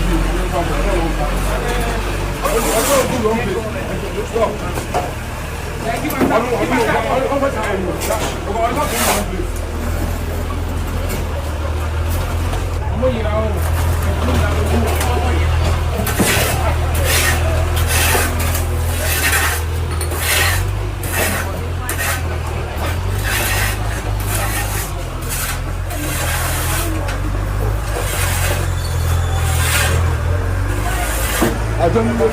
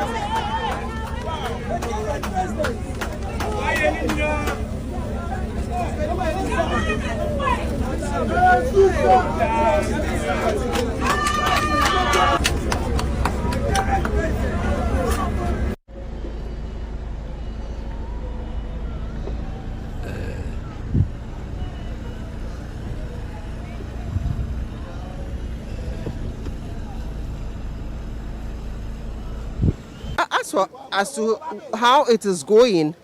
As you can see, it's going very, very well. All hands are on deck. We have to bring all staff down here to start, to do something. Everybody is cleaning. The place is so filthy. So everyone is doing something, and as you can see. But as to whether it will curb the flood situation, it depends. You see, this thing that we are seeing, it's called attitude. If we should all change our attitude towards cleanliness of our environment, I think Ghana will be a very beautiful place to be. Because then, today we are cleaning, tomorrow you will be dumping something on the ground. And then it will gather and be at a point, and then it will create choking of gutters and all that. And so, yes, if we change our attitude, Ghana, if Ghanaians should change our attitude, then it may curb the flood situation. As for Welcome back to the show. And as I said earlier, this morning on Lifestyle, we are joining in the conversation on discussing sanitation in our country this morning. And as I said earlier, we are talking to the Public Health Director at the Accra Metropolitan Assembly, Madam Florence Kuchi, and she'll be helping us, break this down or help us understand some important things when it comes to sanitation. Madam, you're welcome to the show. Good morning. Thank you for having me. It's a pleasure to have you this morning. We are discussing sanitation this morning on the show, and we'd like to begin with the current or the sanitation initiative that happened a few days ago, last weekend. I would like to ask, from your perspective, how did you see the sanitation? Was it something that is of encouraging and needs to continue, or we are just going to have a 2-day, and that's all? Thank you very much. The name of it is not sanitation. The name of it is cleaning. It's waste management.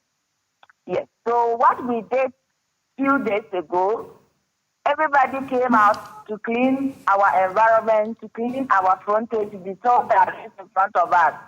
Why? Because we all experienced something that nobody ever wanted to experience. So people came all out to come and clean. So after cleaning, is it going to be a 9-day wonder, or is something that we are going to be doing? What I would say is sanitation management or cleanliness is next to godliness. And then cleaning your environment should not be something that somebody should be telling you to do it. It should be a mindset. Everyone should put it at the back of their mind that I am going to clean my frontage every day. I am going to destroy the drain in front of me. I'm going to clean every waste that I found around me. I'm not going to let it be someone's responsibility. Not until then, what we have done, it will still going to be the same thing. Because sanitation itself is a mindset. It's a collaborative effort. We all have to come together to do it as it's supposed to be. So if we sit down and say it is the assembly's own issue, it is the government's own issue, it is this person's own issue, it is going to be as how it is. That is what I see it. Yeah. Madam, from your perspective as a health officer, what does it really mean to build a culture of cleanliness? What does it mean? Cleaning means a lot, because if we clean our communities, if we clean our environment, it is going to reduce disease outbreak. And when disease outbreak reduces, the little money that we have, we are going to make use of it. There's not going to be pressure on healthcare facilities and all that. So cleanliness is like a religion, the way we pray. So if you pray every day, you are supposed to clean your environment every day. You cannot go to church with dirtiness. You cannot go to your office with dirtiness. If you go to your office, it's not clean. You can't sit inside. The same way in front of you, everybody has something to do. So if you see somebody say waste management is a collective effort, the assembly has a role to play. The media has a role to play, just as we are doing. We are educating the public. The community people has their role to play. The government has a role to play. And the private entity also has a role to play. So when it comes to waste management, everybody has a role to play. And anyone that does not do their work well, the circle will not complete. And if the circle doesn't complete, it leads to diseases outbreak like cholera, typhoid, malaria, diarrhea, and other diseases. And all these diseases, when they come, they can easily cause a life. So sanitation is the backbone of every development in the country. When you take the Sustainable Development Goals, the Sustainable Development Goal 6, which is sanitation, good water, good toilet facility, and other things, it it has a linkage to about all the 17 sustainable development goals. Because if you are in school and the school is not clean, children cannot sit down to learn proper. If children don't learn proper, it means education is going to reduce. If you are in your facility, the place is dirty, you can easily, mosquitoes will breed, and when mosquitoes breed, they will bite you. You get malaria. When you get malaria, productivity will reduce, so you will not have good health. Even in your farm, if you don't clean your farm well, the products that you are farming, it will not produce, and there will be food insecurity. So sanitation cuts across all the 17 sustainable development goals. But we see people active during, cleaning campaigns like this very one that's ended. We saw people's enthusiasm to clean. I mean, they didn't even have to be called on the streets. But what has been the challenge, especially when it comes to maintaining it? The challenge has been the behavior change. People are refusing to change their behavior towards sanitation. Until we all begin to see sanitation as a priority, everybody, the community, the media, the government, the environmental officer, everybody, if we all begin to see sanitation as a priority and everybody play their part, the challenge that we are having now, it is going to be a thing of the past. But not until then. We will clean the community. The following day, people will go and dump refuse in the drain. Look, sister, let me tell you something. The flooding we experience did not start with the rain. They started with our actions. Our actions by throwing things in the drain.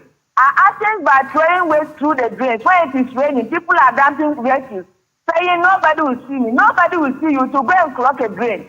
When it clogs a drain, it will flood. And when it's flood, it will come back to your house because you don't have to teach nature. When you teach nature, nature will come back to punish you 10 times. Well, one challenge people also talk about is waste management. They don't know where to, put their rubbish or their waste or their garbage. How much responsibility lies with the individuals and how much responsibility also lies with organizations such as AMA as well? People are just refusing to be responsible for the waste they generate. Because every community, we have accredited waste collection company assigned in every waste community that are supposed to collect the waste of the people. People are refusing to register with these waste collection companies, and they are giving the waste to the trafficking people. Meanwhile, when you give the waste to the trafficker, the waste is out of your house. But the final disposal, you don't know where that trafficker person is selling the waste. It's high time we take responsibility about the waste we generate. In this country, we are practicing polluter pay system. When you pollute your waste, you have to pay for it to be disposed of. Let's start by segregating our waste at source. In the house, when you generate your waste, you just divide it into two, the dry waste and the wet waste. That is the plastics and others, and then the food waste. We can use the plastic for recycling and use the food waste for manure. When we do compost manure, we can use it for backyard gardening and to feed us. You understand? Well, some people believe that these are concepts for, developed countries. How realistic is it? Please come again. Some people believe that this concept is from, the, let me say, developed, countries when you go to abroad. But how realistic is it in Ghana here? So the people living abroad, they are also human beings just like us. If a Ghanaian travel abroad, you dare not know something on the ground. But when you come, even our school children, they can just be eating biscuit before you say that they throw it. You say this, they throw it. You see, it must go down from us. It should be a nurture. Let's nurture ourselves in how to manage sanitation in this country. It is becoming unbecoming. Somebody will go and pay a toll of 2 cedis and start generating waste, and I say, I have paid for my waste. So what? Let's take responsibility of the waste we generate. Let's manage. Let your eye follow the waste that is being lifted from your house. Where is it going? Is it going to be disposed of properly? In this country, we are practicing the linear waste management. We generate the waste, we store the waste, then we go to pick it, we transport it. After transporting, we don't even treat, we just send it to the landfill site and we dispose it off. It's high time we intensify the circular economy.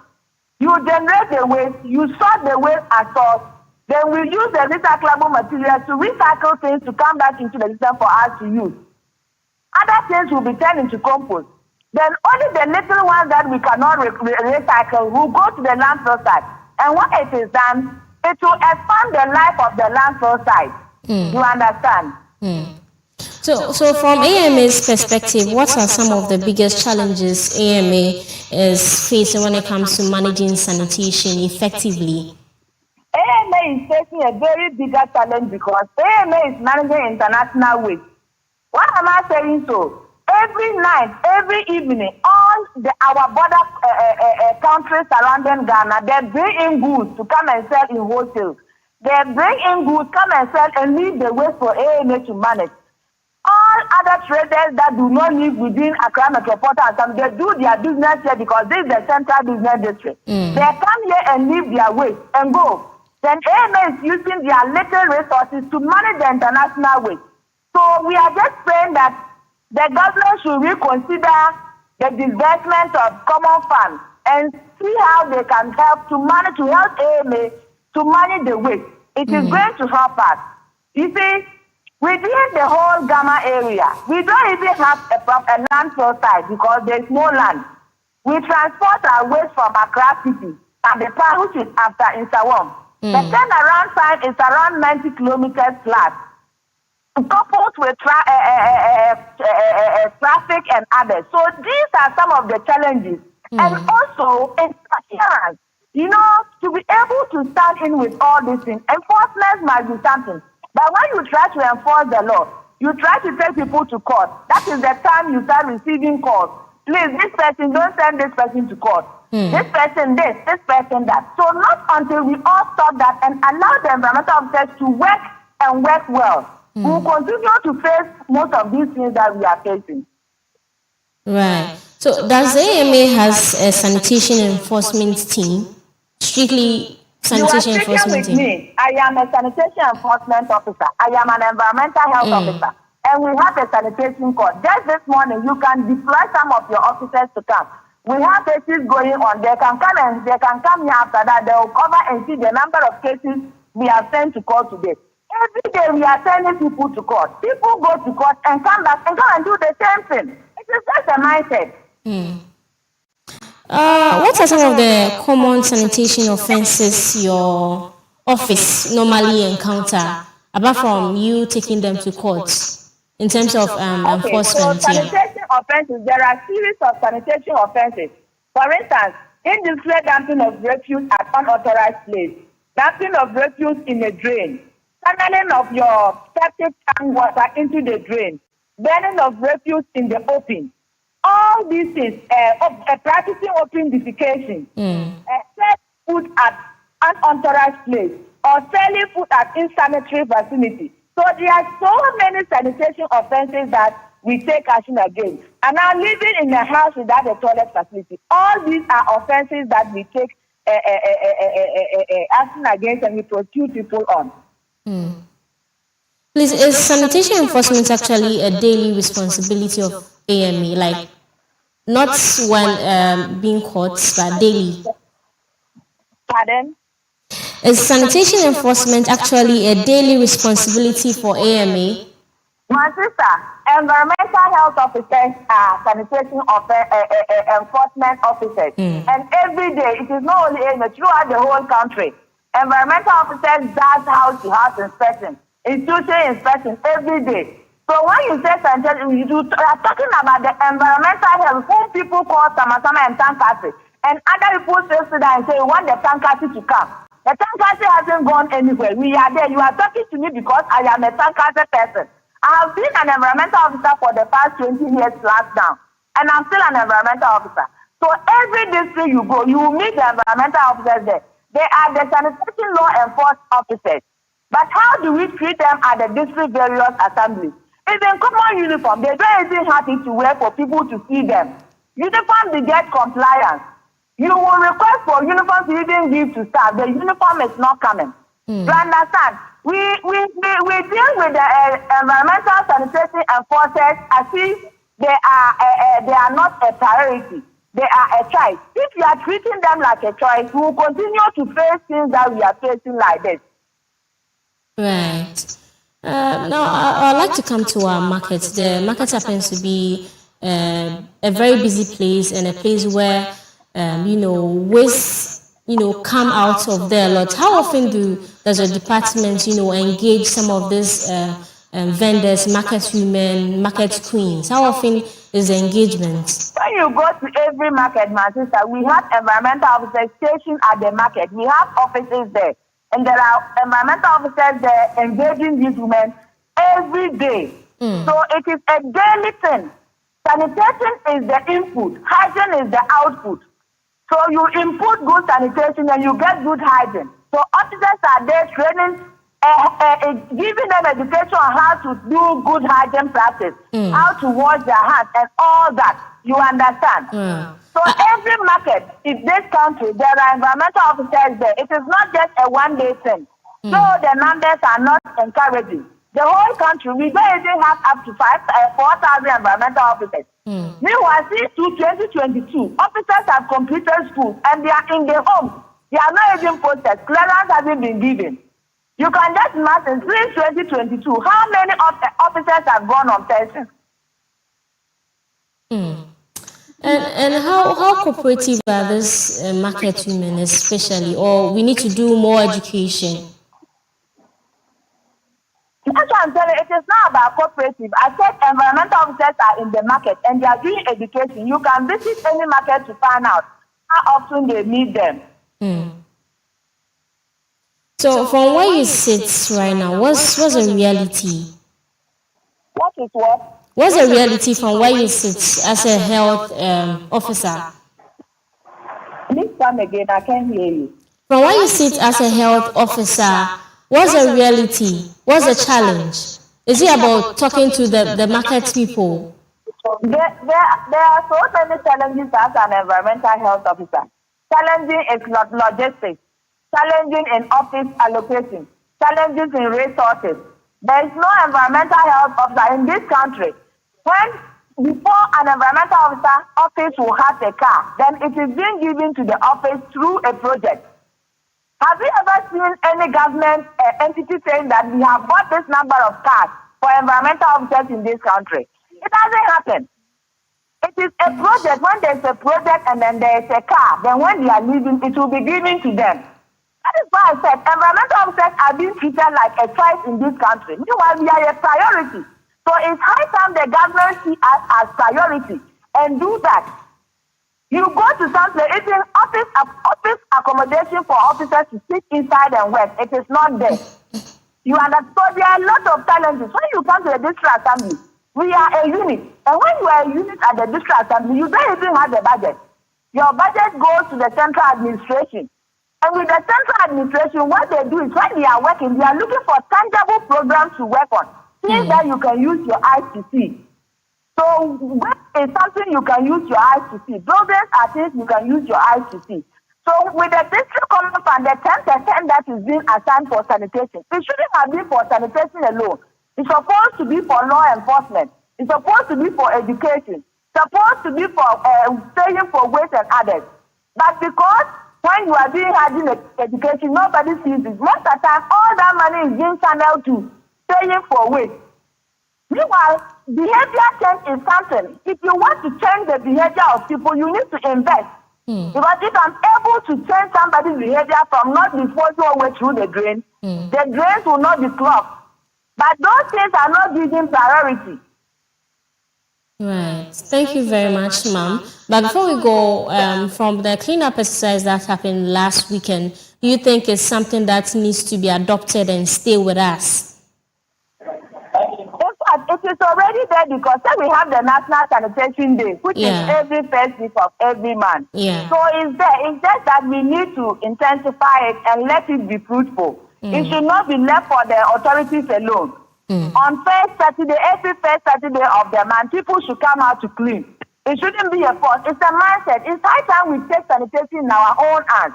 When we do that, diseases are going to reduce. I mean, we are going to be okay. And we'll all see the country being clean. When your country is clean, there are a lot of There are a lot of tourists that visit. But if your country is dirty, tourists doesn't visit you. And the money that you are going to get from tourism will reduce. Right. Ma'am, what would you hope every resident or everyone watching you this morning, what would you hope they'll do to, curb the sanitation issue we're facing? What I want every resident to do is, please try and register with the accredited waste collection company within your community. When you wake up in the morning, even in our Criminal Offences Act, 29 of 1960, Section 296, it says that when you wake up in the morning and you see in your frontage, if there's a road, sweep from your frontage and the half of the road in front of you. If there is a drain, be silted. So it is physical to sweep and leave the drain in front of you. It's one of the sanitation offenses that when you don't do an environmental health officer comes, they are going to take action against you. Right. Thank you very much. If these are your final words, then we thank you so much. Thank you so much for being with us. Madam Florence Kuchi is the Public Health Director at the Accra Metropolitan Assembly, joining us this morning. We say thank you so much for sharing your insight with us this morning. And one thing that stands out from our discussion is that keeping Accra clean cannot be left to the Assembly alone. So while AMA continues to provide leadership, public education, and inspections and enforcement, lasting change will only happen when we as a community, we as businesses, we as market traders, institutions all play our part and play our role very well. So as she has rightfully told us everything, keeping Accra clean is a partnership between AMA and then us as citizens. So thank you so much for joining us. I think we have a few birthday wishes or celebrants. Let's have it and end the show. I heard today was your birthday.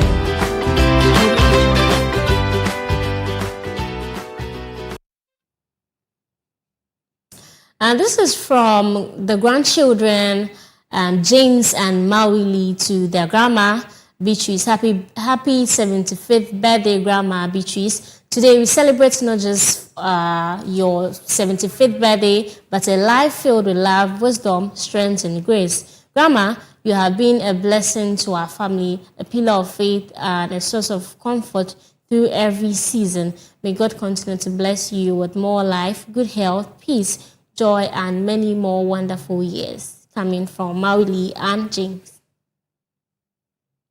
And this is coming from Jewel to Enchiwa. Happy birthday, Enchiwa. So excited to celebrate you today. Here's to another year of joy, growth, and all the love all the good things coming your way. Love from Jewel. And this coming from Benedict in Ketia Kwatin. Happy birthday going out to my beautiful mom, the love of my life, queen of all men. First of her name, may God continue to bless you, mommy. May God flourish you. We love you so much, baby. I love you so much, my queen. Coming from Benedict in Ketia Kwatin. Happy birthday going out to you, mommy. And this is from Benedict again to Janelle Matekojo. Did I pronounce the name correctly? Cheers to a good life. May God bless you and keep you healthy always, Janelle.